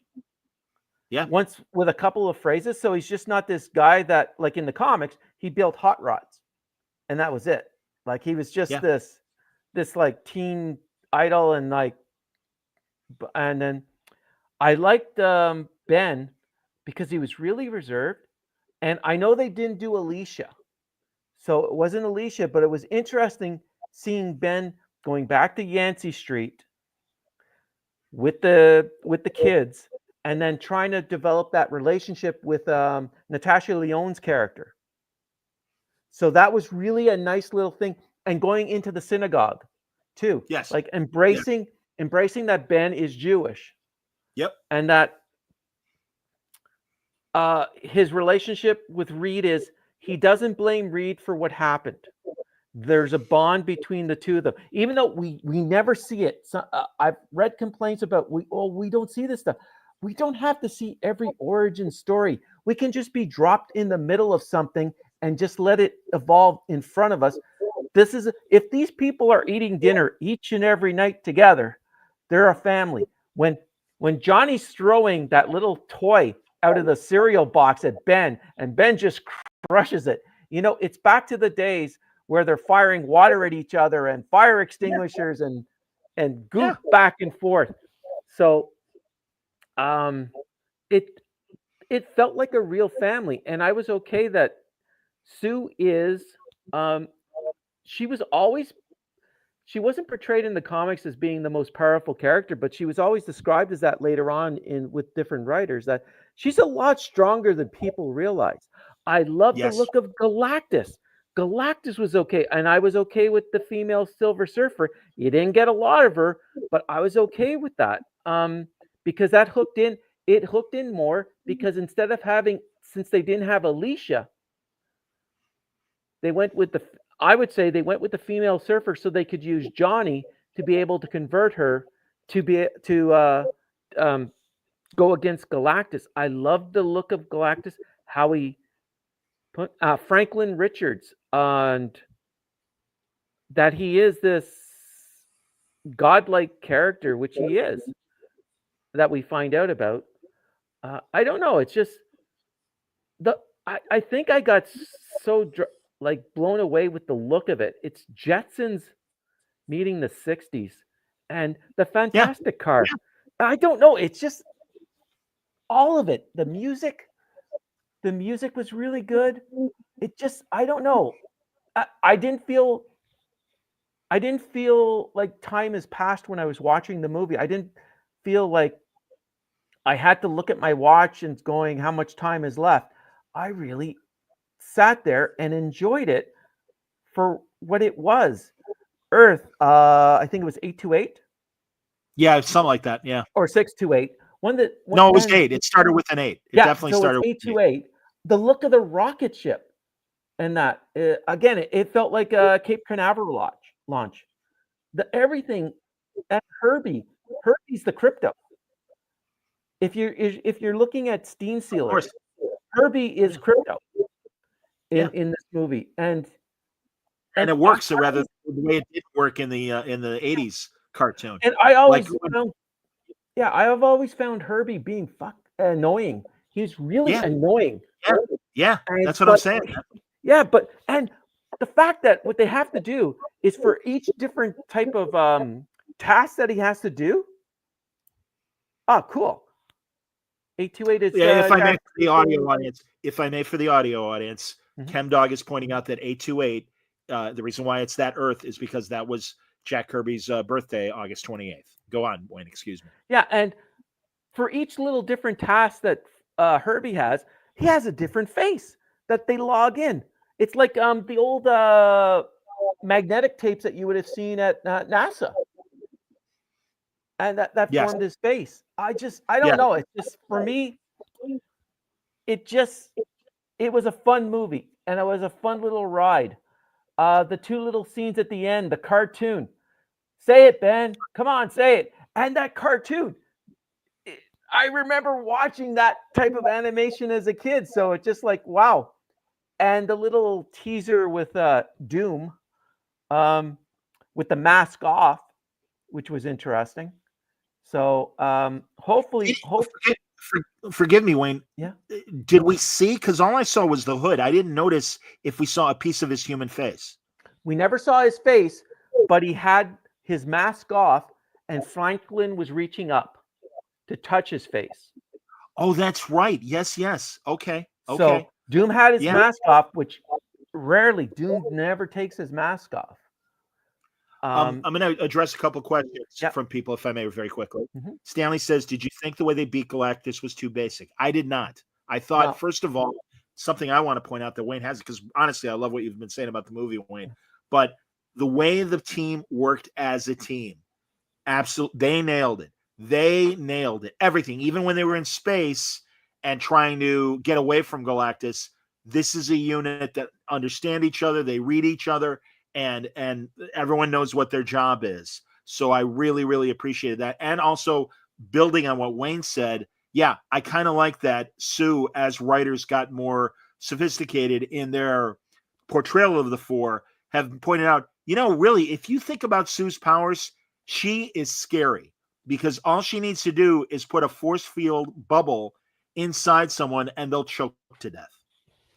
To the gigantic ability, and it took all of her energy to create a force field to push Galactus back into the area they needed to push him in. No, I thought that was handled quite well. And also, they really faked me out with Sue being unconscious and possibly dead for as long as she was after that effort. I knew they weren't going to kill her. I figured they wouldn't kill her. But no, I really got to hand it to Vanessa Kirby and the writing of Sue Storm. Excellent character, excellently executed, quite good. Everybody was terrific in the movie. And I liked that Johnny, even though he wasn't the horn dog, and I kept hearing from people that were woke, or rather anti-woke, and are like, well, they're really screwing with Johnny and they're going to neuter Johnny. They didn't neuter Johnny. Johnny absolutely wanted the surfer, and that's fine. And that's consistent with who Johnny is. It's just he wasn't dropping everything for every girl. And I kind of like that, as opposed to dumb Johnny, that he was actually smart and cracked the code on the language, on Shalabal's language and everything. It's like, no, that's good. There's a reason why Johnny should be there. And we don't need the origin. I'm absolutely with you on that, man. Mm-hmm. So. And I liked how they just jumped right into it 4 years later. And the way they did it is just... I like the signal watches. I don't know. It is just, it is just a neat little thing. Wayne, the whole 60s World of Tomorrow aesthetic was absolutely well executed. Again, you and I are old enough. Mm-hmm. I don't know if you ever went to Disneyland when Tomorrowland was the way it was in the 70s. I did. And this is exactly the promise of the future that was being fed to us in the 60s and 70s. It didn't happen on our Earth. It happened on Earth 828, and it works. It absolutely works. And some of the complaints about Sue being able to push Galactus is, this is a mother, like, defending her child. Like, you hear the stories of mothers lifting cars up. Because no. These are true stories. That they've lifted cars up because of what happened. Their kid got somehow stuck underneath a car. Stress. No, it's true. These things, like, if you think if this is your child, you are going to you don't care about your own health. You are going to do whatever it takes to save your child at the end of the day. Yeah. No, I absolutely agree with you. Yes. And the guys that I've heard, well, there's no way that she could have been able to push Galactus. Holy cow! If that was your kid, you'd find a way to do something. Well, and further, those are the people that don't know the FF as well as we do, being comic book readers. And it's like, no, you're wrong. It's just like Superman doesn't have robots in the Fortress of Solitude. Yeah, he does actually, and has for decades, and really since the 50s. Yeah, he has. They looked a little different, obviously. But now, compared to Superman, which did you think? And again, we don't hit it better. What's that? You think Fantastic Four hit it better? Okay. Overall, okay. Again, that's just for me. Because that's what I'm asking you. And I want to preface this.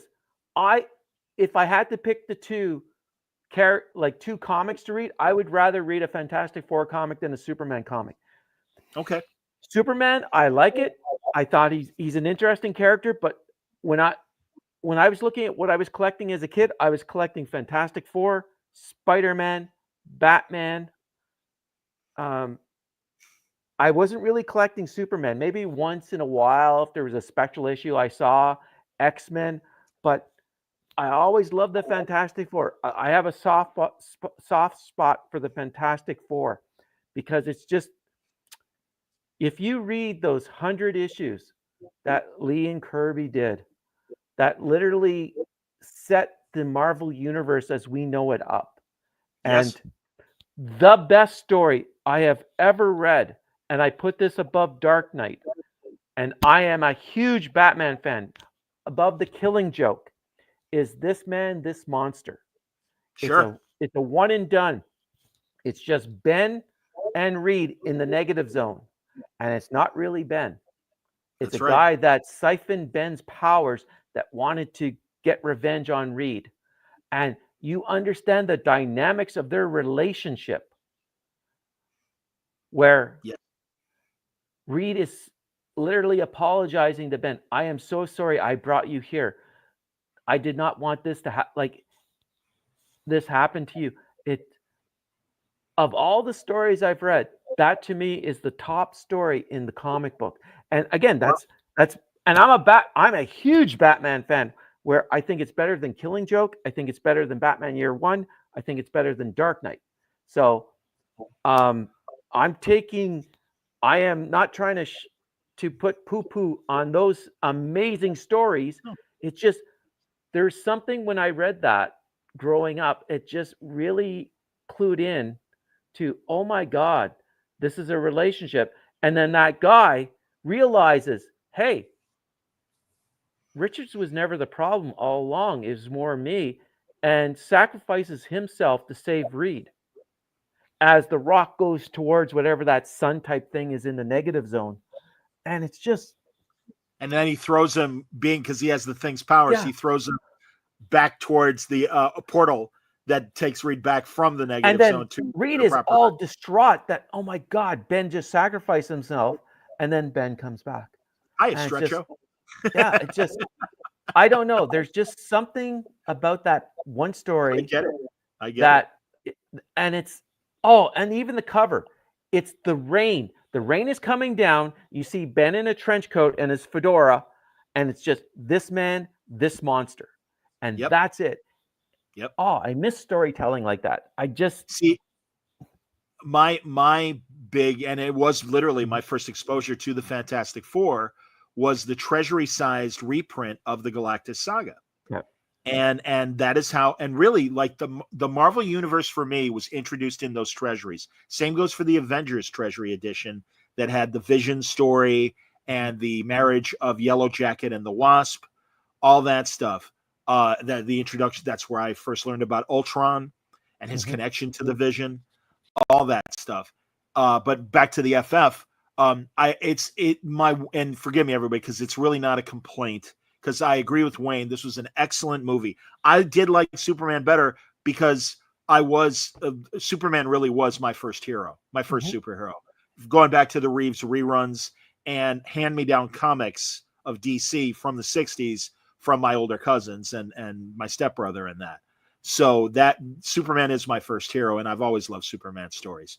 But having been introduced to that FF thing, my only moment that I wish had happened in the movie that happens in the Galactus Saga comic book is when Johnny goes, and it's a long, long trip, but he goes to Galactus's space station to get the ultimate nullifier. And when he comes back, and he's all like, and it takes a really, really long time. And when he comes out, and yeah, just, well, of course, all the Kirby crackle and the way Kirby depicts the trip, but also that fantastic moment when Johnny is still kind of delirious from the trip, and he goes, "We're ants. We're just ants." And it's like that. And I was a little kid. I was only 10 years old when I read that. That's powerful stuff. And that's the beauty of Stan Lee's writing along with Jack's art. Because unless it was in Jack's notes in the gullies of the page to say something like that. But that line and that image has stuck with me for 50 plus years. Yeah, and that's just and truly just, that is, yeah. So and by the way, Sorry, absolutely. I was going to say, I no, it's you finish your thought, and then I'll put up a comment from those three issues literally define the Fantastic Four, and in the cosmic aspect of Marvel Universe was more or less, I think, defined with those three issues. The fact that, you know what, heroes just got lucky at the end of the day, because if there was no ultimate nullifier, they were toast. The Earth was toast. You throw up every superhero or villain against it, and Galactus would just go, "I am he's done, a guy, guys. I am munching on your little planet." Because but I just doesn't care. But I also liked the solution of, instead of that it's, oh, wait a minute. If you give me Franklin, I will spare your planet. And also, because again, as much as I crap on Strange New Worlds' lack of sophistication in writing, that I need Franklin to take my burden so I can finally die. So I don't have to be the killer, the eater of worlds, and be the dominant thing that I've been all this time. I'm tired of my life. It needs to end. And that is a small modicum of pathos put on Galactus that I think is great. And modern writers, I think, have addressed this as well. But it's I appreciated that. Here, Mario has a comment, and he's right. And I was going to bring it up myself, and says, "Isn't that story that Alex Ross did, Full Circle? Isn't that tied into it?" Yeah, it's a sequel to This Man, This Monster. Absolutely, it is. I don't know what Alex teased that he is doing a new full graphic novel again, and it's Marvel and Abrams again. I haven't heard what the subject is. Alex wouldn't tell me what the subject is, but it does remind me that when I come back from Terrificon, I have every intention of getting in touch with Alex, because we promised ourselves that we would discuss First Steps, the new movie, and I want to know what Alex thinks. And you know, hey man, Alex doesn't pull punches. No. And just like me, we were worried about Pedro Pascal as Reed. Thank God. And again, shame on me, because Pedro Pascal is a great actor. I do think he's overexposed. I do think, but that happens. Matthew McConaughey went through that. Oh God, and now I'm blanking on his name. The guy who played Kingpin in the Ben Affleck movie, The Black Gentleman. Big giant guy. Help us out, chat, if Wayno doesn't come up with it first. I can't think of his name, but Green Mile. Again, by the way, he passed away too. Yeah, he died young. Chicago guy. Used to work for People's Gas. Was a guy that would read your gas meter and stuff. Wonderful actor. Shame on me. I'm sure someone in the chat will come up with it.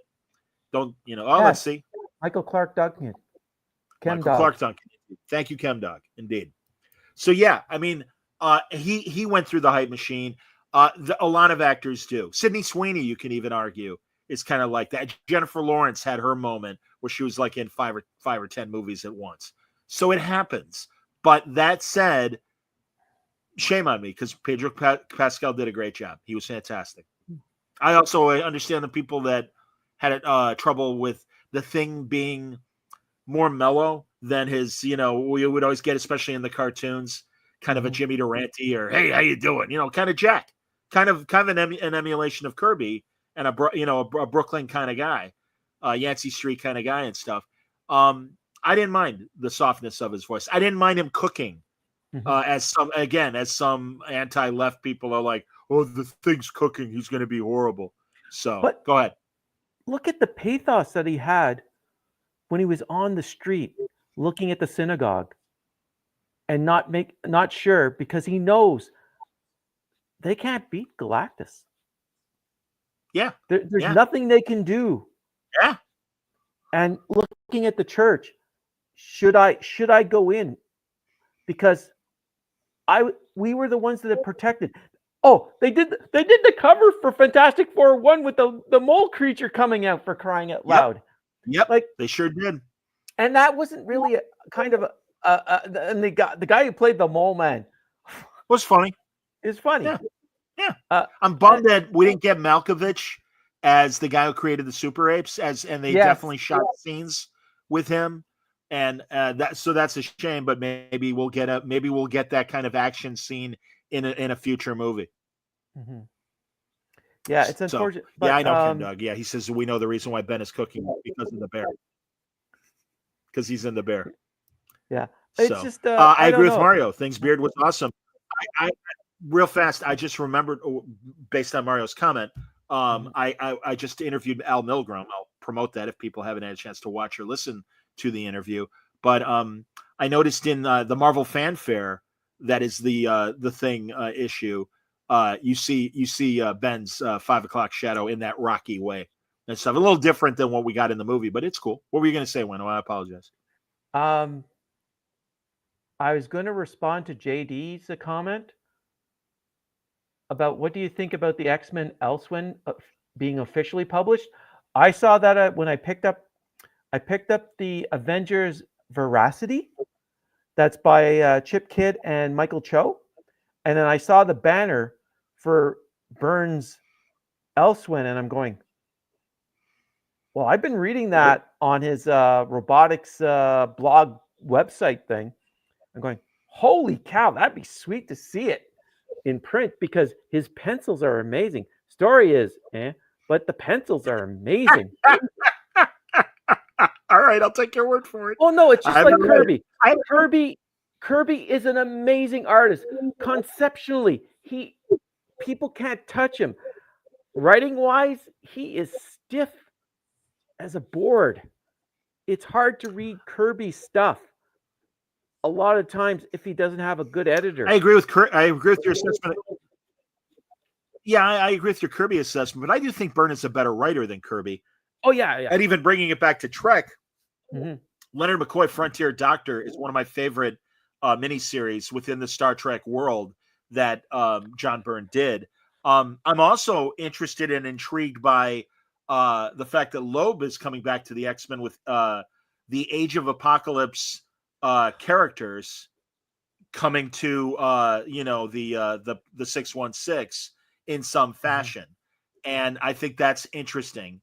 And honestly, and especially based on my long conversation with Jeff, which again people can find here on the Word Balloon YouTube channel and also on the audio side, it's pretty obvious that Jeff only wants to come back when it comes to new comics if he's got a big idea. And in some cases, it sounds like, all you're doing is re-following your old ideas with Hush 2 and now I'm blanking on the other Batman story that he's doing. Oh, well, Final Halloween.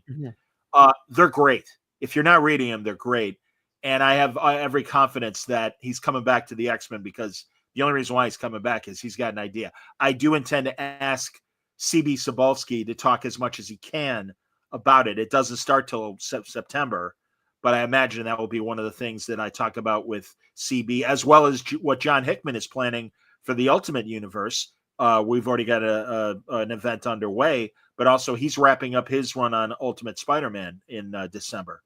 So that'll be interesting. Thank you. Mario says I had a great interview with Al Milgrom. I did. I did. And that whole Age of Apocalypse was a roll of the dice, because they literally stopped production of all the X-Men books, took the Onslaught storyline, and created this whole Age of Apocalypse that people just love.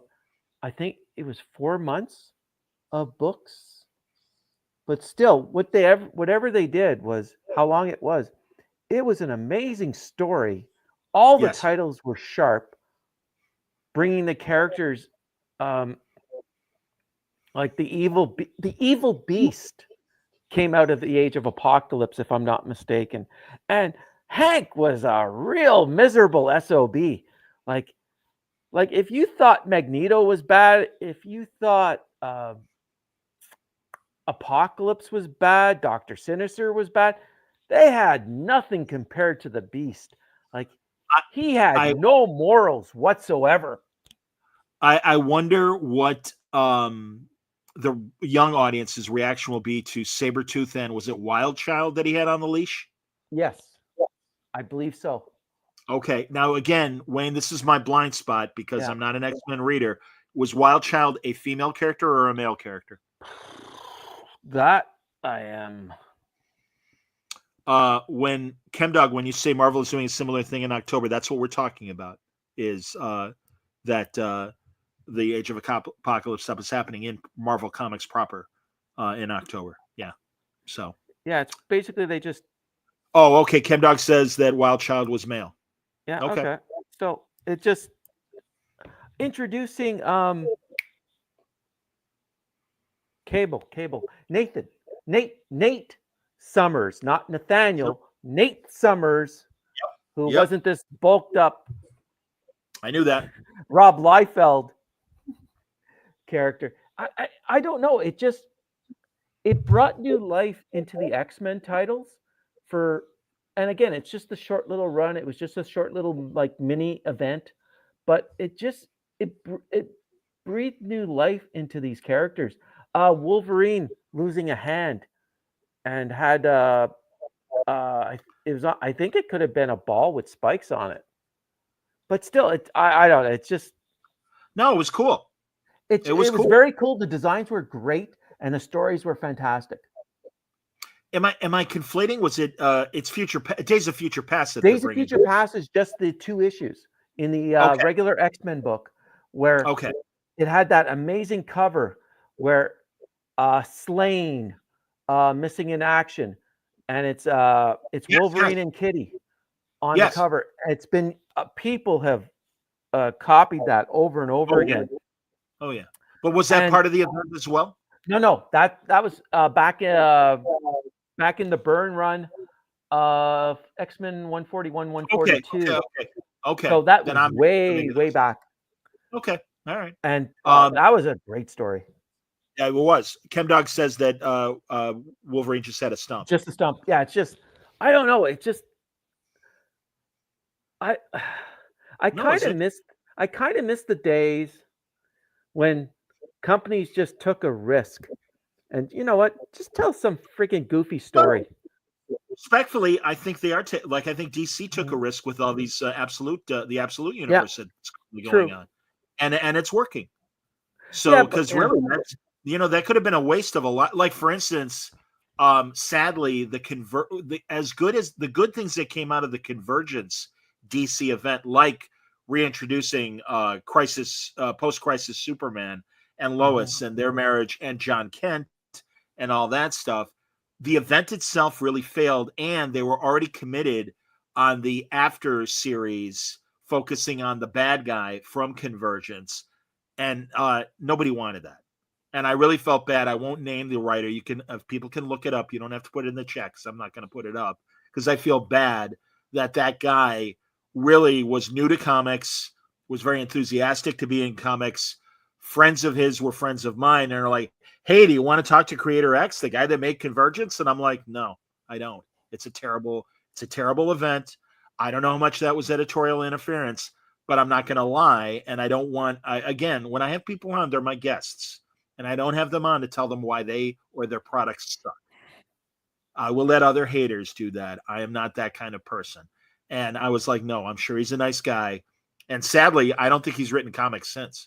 So there you go. Anyway, there you go. All right. So yeah, that's our thoughts on FF. You liked your Fantastic Four. Sorry, John. Your Fantastic Four. No 4 issues. 4 out of 5. And really no quibbles outside. One of my favorite people good friend of mine, is like, I didn't like it, or I liked it okay. There was something missing, but I can't define it. And I'm like, well, if you can't define it, and he finds fault in he said, I wanted more. I didn't want more. I see where it could have been a little bit longer. Like I said, it would have been nice to maybe see Malkovich and the Super Apes all together. But that said, I'd rather get less and get another story later on than a bloated movie. And I really felt that, especially in the 2010s, and a lot of the Snyderverse movies are bloated with a lot of unnecessary stuff. And no, get to the meat. I don't want trim the fat off, please. There was no fat in this movie. This movie booked. Oh no, like this was lean. Yes, and like you very, said, very lean. I will admit that before the big fight with Galactus, I did look at my watch, and I'm like, wow, they have packed a lot in a very short period of time, and I am completely enthralled. And that's the thing. No, I like I said, I thought Superman was slightly better, but and also another thing I didn't mention regarding First Steps, I am relieved that the scene we got at the end of Thunderbolts with the FF rocket and the FF logo had nothing to do with this movie. Because that was mine and Alex Ross's concern was, well, if this is happening after that, do they or that it's in between Thunderbolts and that scene, is the FF going to fail? And are they escaping their Earth to come to 616? And oh my God, this just happened on our Earth. You don't want this to happen on yours. That may be the plot of Doomsday to some degree, as I understand that they are obviously coming back in Doomsday. But yeah, that really would have worried me, or the idea worried me, because it's like, you guys are setting up a lot. And if this doesn't work, you're leaving us with a bad taste in the mouth that's going to last a year. I know the Spider-Man movie is going to come out maybe before Doomsday, but at least, okay, this is the last Marvel movie. We'll see you next summer with Doomsday. I know that Wonder Man is coming on TV. I know that Spider-Man is coming, and I'm not sure if it's coming before or after Doomsday, but regardless, it's a Sony product. It's a Marvel product, but only partially a Marvel product. And another thing that I found interesting, and I'm glad the way things have unfolded, I think it was John Campea said this on his YouTube show, and I agreed with him. There needs to be, or maybe it was organically with Alex or Jeff Loeb, but we need a leader of this new phase. And because that's another way that we're missing Tony and Steve Rogers. I don't see anybody from the fourth and fifth phases that can step up and really be a leader. I just don't. None of the Eternals strike me that way. Shang-Chi doesn't strike me that way. Captain Marvel doesn't strike me that way. So I do think Reed Richards has that potential. It would have been great if we got Chadwick Boseman in that capacity, being a king and as great and what gravitas he brought to being T'Challa, the Black Panther. But sadly, he's gone. So, what are you going to do? So, yeah. Those concerns about Thunderbolts scene of the FF rocket, I'm like, okay, good, because I think that they have left the MCU in a much better place than it was prior to this movie. And as much as I like Thunderbolts, it didn't resonate with people because these are leftover characters, and that was the point of the movie. But it's like, even and the other reason why I thought Superman resonated in a bigger way, and we'll see it from. I don't care about the horse race, but we will find out how well both movies do when their theater runs end. But I think the both movies had to kind of do a lot beyond this telling the story they were telling, and I think both movies succeeded.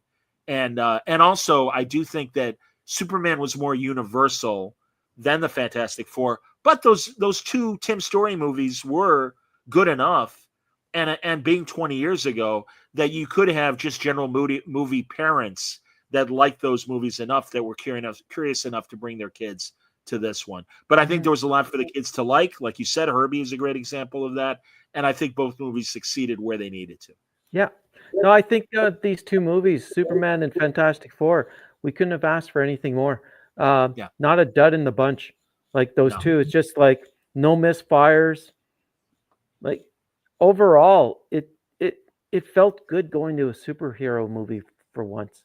It felt like, hey, they're listening. They're making it fun again. Yeah. Maybe they figured out the secret recipe again. Mario says, I love that FF had nothing to do with MCU setup. I hope they do the same in Spider-Man Brand New Day. Well, it did, though, Mario, because we got Doom at the end, and they even in the end credits says, they'll be back in Doomsday. So it managed to do both. It managed to tell its own story and tease what's coming next. And like I said, Thunderbolts had that scene that kind of teased what was coming next. But like I said, I'm like, ooh, are they, did they lose already? What happened? But obviously that scene takes place after, I'm assuming after Avengers Doomsday. Mm-hmm. That's my assumption.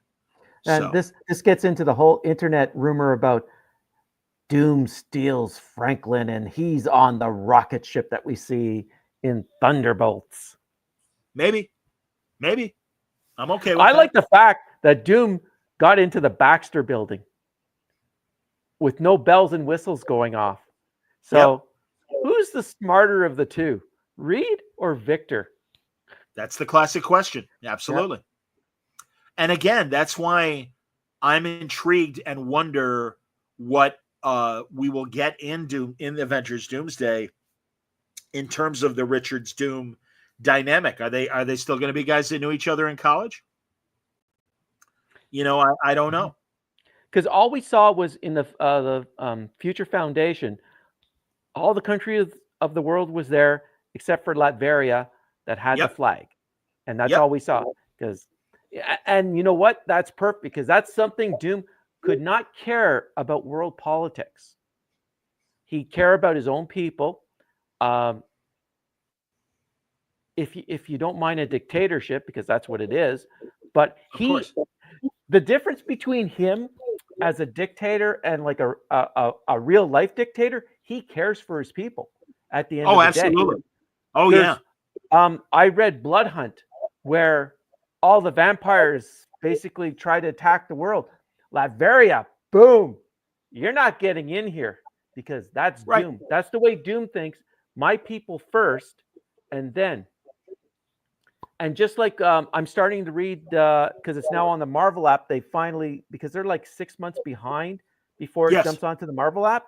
So I'm now reading One World Under Doom, because it made total sense when he said to Steven, oh yeah, I'll give you back the Sorcerer Supreme, not a problem. Once all of it has been taken care of, once everything is good, I will gladly give you back the mantle of the Sorcerer Supreme. And just like when Steven died, the first thing Doom did was knock on, it's not 666, I think it's 366 Bleecker Street, which is Strange's address. Yeah, in Greenwich Village, yeah. Yeah, in Greenwich. So he's knocking on the door, and he tells Clea, hey, Steven's gone. I am now the Sorcerer Supreme. And she basically tells him, oh, I don't think so, Victor. And I'm the niece of Dormammu. I am whatever this region in the dark dimension. I am the Sorcerer Supreme, not you. This was my husband's mantle. Now it's mine. And Doom was going, all right, I'm not going to win this one. I'll wait till I get my turn. And he did, and he got it at Blood Hunt, because that's what Doom is. He is without a doubt the most calculating character. And that's my biggest problem with Robert Downey Jr. is he is a jokey character. Doom is very thoughtful, very calculating. He's not Vulcan, but he has anger. He has anger issues, but he doesn't try to be cute. He doesn't try to let people see it. Oh, sure. And sure. I don't think Downey can actually play Doom. Well, I respect that feeling and concern, but I do think Downey has shown in his career more shades than Tony Stark, if I may. Oh yeah, like Chaplin. And I do. certainly, Chaplin's a good many examples. Honestly, I really do think several examples over the years. Even as Sherlock Holmes was not very quippy. So, and in fact, maybe, hopefully, they will make the portrayal of Doom so different to even distinguish, as opposed to, God, that looks like Tony Stark. I don't know why I'm still thinking Tony Stark. It's Tony Stark. So, ChemDog says less than zero. Sure. Yeah. Another great team performance that he did. I don't know. I see his recent performances and I just see the same thing. I'm kind of with Mario. I think you're selling him short, man. I also think it's stunt casting too, so I would have preferred a different actor. Of course it is. Yeah, and by the way, we didn't mention it last week. I'm so sorry that Julian McMichael, the Doom of the earlier movies, has passed away. Very, very tragic end. Very, very short life. Brilliant actor. Was wonderful in Nip Tuck and his other roles as well. So that's a shame. ChemDog also liked the name dropping of other FF villains in the movie, like Diablo, for example. Yeah. Oh, I know. So, that cartoon. Oh, my God. It brought memories. It was, again, it's all the cools. It's all the feels. Yeah. It's just Superman. It's the same thing. You had all the feels from that movie. And that was what's been lacking in a lot of the Marvel product and a lot of the DC product. Snyder, I agree, relied too much on looking at what Nolan did with Batman, which was perfect for the character. You can't, Superman doesn't translate that way. He never has, never will.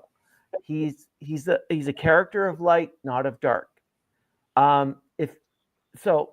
Henry Cavill did. I thought he was amazing. Yep. I thought he looked the part. He could play a Donner type Superman. Yeah. I know he can. It's just when you get a director and they honestly don't understand the characters, just like in Star Trek, where they do not understand the material, then you have Man of Steel, Batman v Superman. Actually, he did make it up with Justice League. He did the Snyder cut. I liked. Joss Whedon. Whedon tried to inject humor. I hear you. I prefer the Snyder cut to the Whedon Frankenstein Justice League and everything. But no, you're 100% right, man. That's the thing. You need to inject humor at the right time with the right character. So again, we'll see. We'll see with Doom. And Downey, Look, you look at Superman's villains; they're colorful characters. All of them are colorful. You look at Batman's villains; they're psychotic visions of your worst nightmares. Right. Tim Sale splash in Long Halloween, where they're in Gordon's office, and you open the door and you see them all there. Imagine if you're the night janitor. And you open that door, you'd be dropping a lot of stuff as you're running out, and not just the cleaning supplies in your hand, just to get out of that room. Because absolutely, Batman is a very dark character. He's always been a dark type character, even except for the comic code and all that stuff in the 50s. Well, Adam West. Yeah, and the Adam West stuff. But if you look at it, he works best as a dark character. Batman the Animated Series has been the best translation of Batman, bar none. There has been no other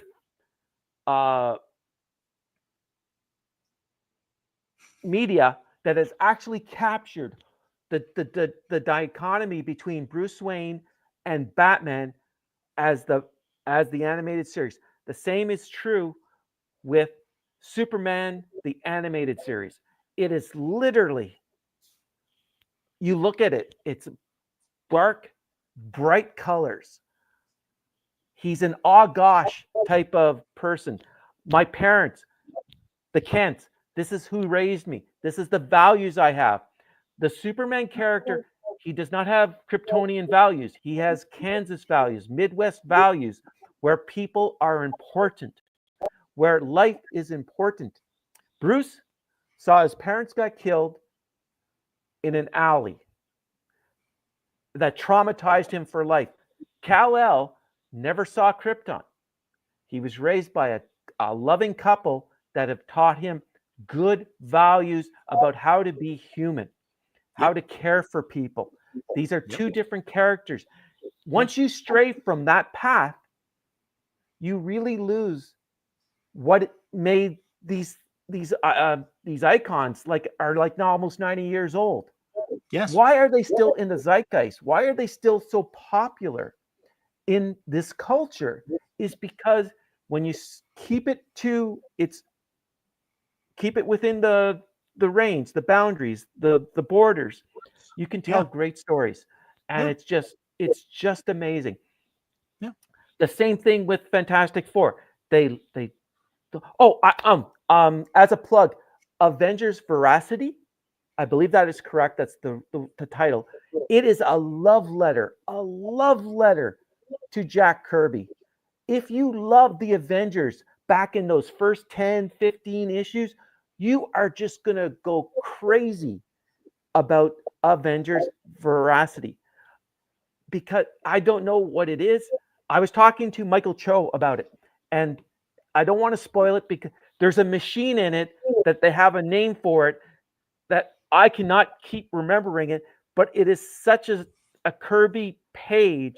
And I asked him about it. He said, "Oh yeah, I really wrapped my brains on how to do this." It is a love letter to the Avengers, to Kirby. It's a cute story. It's just a cute little story, and I hope you guys, if you can't get it on the if you can't get it on the Marvels app, try pick it up. It is a great little story, and I'm not trying to blow smoke because I know Michael, but it's cute. Did you get a copy of it digitally, John? I haven't looked for it yet, and I don't know if it's in my usual weekly stack from Marvel. You said it is on the Marvel Unlimited app, though? I don't think it's on the Marvel Unlimited app, but it got released on August 5th. Oh, sorry, we're not in August yet. Sorry, because I got the pre-released. Sorry? Oh, okay. So at San Diego, you got a pre-release of it, and it's coming out on August 5th. Exactly, and it is. Oh, it is I'll a get love letter. Oh, it's beautiful. Do you have contact info for Michael? If you don't, it's no big deal. I'll talk to him. I indirectly I do. Okay. Chemdoc says it's at his local store already. I'm assuming any. Oh my God, it's such a beautiful book. Avengers in the Veracity Trap. Yeah, and Mario again says it comes out August 5th. Yeah, very good. Yeah, it is. Very good. Again, talking about comics, talking about Fantastic Four, Jack Kirby. I love the fact that they gave credit to the two men. This is Lee and Kirby. Yep. We all know the story. The Fantastic Four is just the challengers of the unknown. Meets Marvel Monsters. Because that's all he did. Jack just sort of, hey, I got an idea. I did this. I'm just going to do this now. Nothing wrong with that. And there's nothing wrong with that. And I love the dedications, and it's nice seeing that Jack is getting his due on this stuff, because without him, honestly, if it was just Stan, I don't think we'd have the Marvel universe that we have now. Well, if I may, we were talking, me and either Al Milgram or Alex or Loeb. I think it was Milgram. We were talking about that artist Joe Manili, I believe, from the 50s. That was really Stan's primary collaborator on a lot of the monster stuff and science fiction stuff, and he died young. He either an elevated train accident or a subway accident where he got hit by a train and died. And everyone wonders if what would have happened if he was the artist instead of Jack, because again, he really was Stan's go-to guy during those Atlas 50s years when Jack was at DC. It's definitely not the right style for superheroes. It doesn't have the dynamic energy that Kirby brought. And that was the thing. And as you know, as well, Wayne, a lot of early Marvel stuff, Jack would do breakdowns to educate the various artists. I know for Romita Sr., when he took over on Daredevil, Stan was not happy with what he was giving him, and he had Jack kind of guide Romita Sr. with breakdowns of, no, this is how you do dynamic action, because Romita was doing romance comics a lot before coming over to Marvel. And you could say the same thing about Don Heck and Werner, I forget his name with a K. Werner Roth, excuse me. I was thinking Werner Klemper, of course, Colonel Klink from, no, Colonel Klink never made Hogan's Heroes, John. You're wrong. You're absolutely wrong. But yeah, Werner Roth. Yeah, I mean, that's the thing. And Dick Ayers. You know, I mean, that's the thing. I really think Jack was the de facto, even though Stan had the title of art director and editor-in-chief, I think Stan was kind of the de facto art director of kind of conveying that energy to bring to that kind of action to the Marvel heroes. I see Stan as an amazing writer. Dialogue. His dialogue is sharp as can be. But from a creative vision point of view, nobody can match Kirby. Like, you look at all the stuff that they did separately and together. I still think the work that Jack did separately, while the dialogue, the writing wasn't that great, the concepts were out of this world, and still companies are living off these ideas that has come up. Stan, not as much, but Stan is an amazing writer. I think he knew the pulse of what made the difference between Marvel and DC in the 60s. He got people to switch over, the college students to switch over, because he wasn't writing the stiff type superhero stuff that was coming out of DC. He was writing more of a hipper style, something that you can relate to. His heroes had goals, they needed to get jobs, and etc. So I think he brought that element to it to ground the concept of superheroes so that people can see it more, where in DC they're still it's mythology. It's God's walking among us. And that's the big difference. But if you take them individually, Jack outshines Stan on their individual projects afterwards. There is the fourth world. We're still talking about the fourth world. We're still talking about Devil Dinosaur. Like, we're still talking about Machine Man.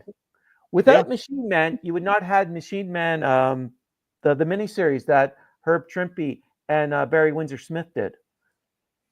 That took a character. You will not have a lot of the stuff like the Demon, all the the Sand. It just Jack's head. Well, I don't know how he kept all those ideas in there. That's post Marvel, and let's not forget the 20 years of great comics he gave us prior to the Marvel age at both DC and Timely, and you know, the creation of Captain America with Joe Simon, the Boys Adventure comics he did, Boys Ranch and Boys Commandos, everything. Romance comics. He literally touched every genre of comic books. There's Westerns. You name a genre, Jack has done it. Jack probably created it and made it popular. There's a reason why Stan went back to him in the late 50s and said, hey, come over here. Come back, little Sheba. Yes, Western comics as well. Yeah, I agree. Like, Rawhide Kid, Two Gun Kid. Like, it just, I don't know, man. It's just. Mario says Mitch and Franco kept you down because you're killing it tonight. Absolutely. No, I agree. No. You're hitting comics and you're hitting art, and art's Wayne's area. That's my area. That's what intrigued me about Wayne when I first met him. Yeah. And I'm like, I want you to talk more and I want you to come on the show. Yeah. That's why I'm really glad Wayne and I are doing the show tonight. Listen, and I love Franco and I love Mitch, but every now and then it's like, no, it's all right. This is a good opportunity because Wayne's gonna, like we said, Wayne's off on his away mission to Star Trek Vegas, whatever the hell they call it now, creation. Don't worry about it. STL. Yeah, faster than light travel. That's what it is. Faster than light travel. Yeah. So All right, again, some notes to take beyond our criticism. The good news is, if you're looking for Space Above and Beyond, you can find it on YouTube. Feel free to watch it. And it's that show. It's too bad it didn't get a longer run because it was a pretty good show for what it was. It was Starship Troopers without the bugs. Yep, and the propaganda. 100%. Absolutely. It really looked into the concept of war. Yes. Well, and honestly, I'm gonna maybe wrongfully because I don't assume that there's going to be a war in Starfleet Academy, but I'm kind of going to compare Academy with Space Above and Beyond because we did kind of have raw recruits dealing with an alien and attack and war. Like I said, I'm trying to wrap up, Wayne, but honestly, what we got in the trailer, I just really fear it's going to be a lot of Degrassi High School, to put it in Canadian terms, of Starfleet Academy, instead of really, I rewatched part 2 of the Deep Space Nine Homecoming, where they declared martial law on Earth. And we had the military coup with Robert Foxworthy, Cisco's old, captain and now an admiral. And just the way they used Red Squad in that.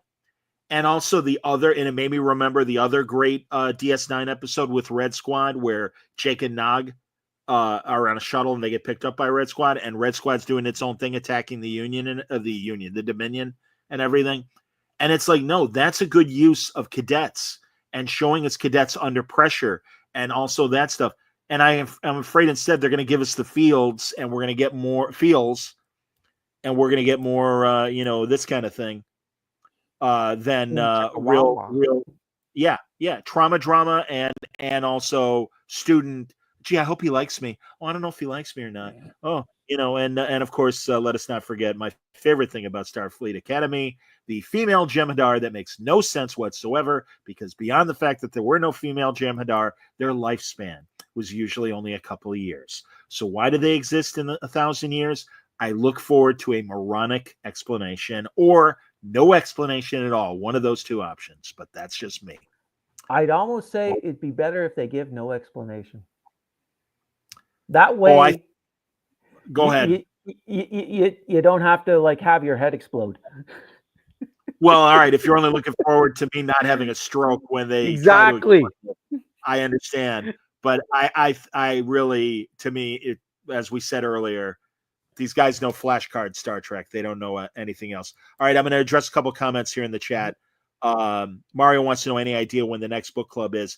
Not yet, Mario, because again, while Wayne will be in Vegas next week, I'm at Terrificon, and it's got to be later. Good news, it literally just happened prior to me setting up tonight's episode. Ben has contacted me and said, hey, the final order cutoff for Powers is coming up. Can we talk Sunday night? And I'm like, yes, we can. So you're going to get a double feature of Word Balloon on Sunday night. We will likely do our usual 9 p.m. Eastern conversation with Mitch and Franco and Artie. Scoot and Wayne will not be able to join us, and we'll get their thoughts on more spoilers about FF and get their opinions. If Franco and Mitch want to also give their quick opinions of this latest episode of Star Trek, I will. But then at 11:30 Eastern time, as I'm trying to do the math in my head, I'll be talking to Bendis and Mike Oming about the Return of Powers, which is coming from Image. And we will see if we can nail out a date for the book club. The book club, by the way, this month is the first volume of Joe Casey's excellent story, Sex. It's not as dirty as you would think from the title, but essentially think of a retired Tony Stark kind of superhero that is now directing his money, kind of a combination of Bruce Wayne and Tony Stark, but has abandoned the outfit and is now doing other things. I think it's great. Joe is one of my favorite writers of the last 25 years. And there you go. Stanley asked if there's any more Tom King chats coming. Of course there are. Tom is going to do one of the panels that I'm doing at Terrificon. But beyond that, we will, get together and likely figure out a time that makes sense for him. Tom is so busy with Lanterns, and don't expect any spoilers the next time Tom is on. And I'm sure there'll still be questions in the chat. But, these guys respect their non-disclosure agreements because they get a ton of money not to reveal stuff early. So we'll see. As always, I will ask, what can you say about lanterns? I will always ask those kinds of questions with the understanding that it's probably not going to be a lot of info. What were you going to say, Wayne? I was going to comment on what JD said. He said something about Starfleet Academy and love. And the first thing that popped into my mind, Fast Times at Starfleet Academy. Yeah, for real. So that's without the raunchy stuff. Without the raunchy stuff. Yep. She's got to be somebody's Jem'Hadar baby, I guess would be the explanation. Oh my God, this stuff writes itself. I'm sure that's what's happening in the writer's room right now.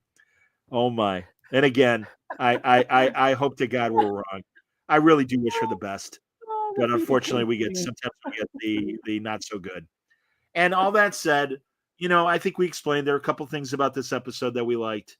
Mm-hmm. There's a lot of episodes that we didn't like, or about it that we didn't like. And we'll see what happens with La'an and Spock as we continue this season. We'll see what happens to Captain Batel. We'll see what happens to Ortegas and Dr. Corby and Chapel. So many, and Uhura and Ortegas' brother. So many love stories to keep us interested in Star Trek, isn't it? And Scotty's love for liquor. There you go. Yeah, he's going to develop it. I'm actually liking this stuff now. We'll see what happens. All right, everybody. Thanks for watching. Likely the next Word Balloon Live will be with Mitch and Wayne and Artie, and we'll talk more about FF then. And then, of course, the Powers reintroduction with Bendis and Oming later that same time. That's all happening on Sunday night. Thank you, Wayne. Well done. Good luck in Vegas. Until next time, everybody stay safe, stay happy, stay healthy.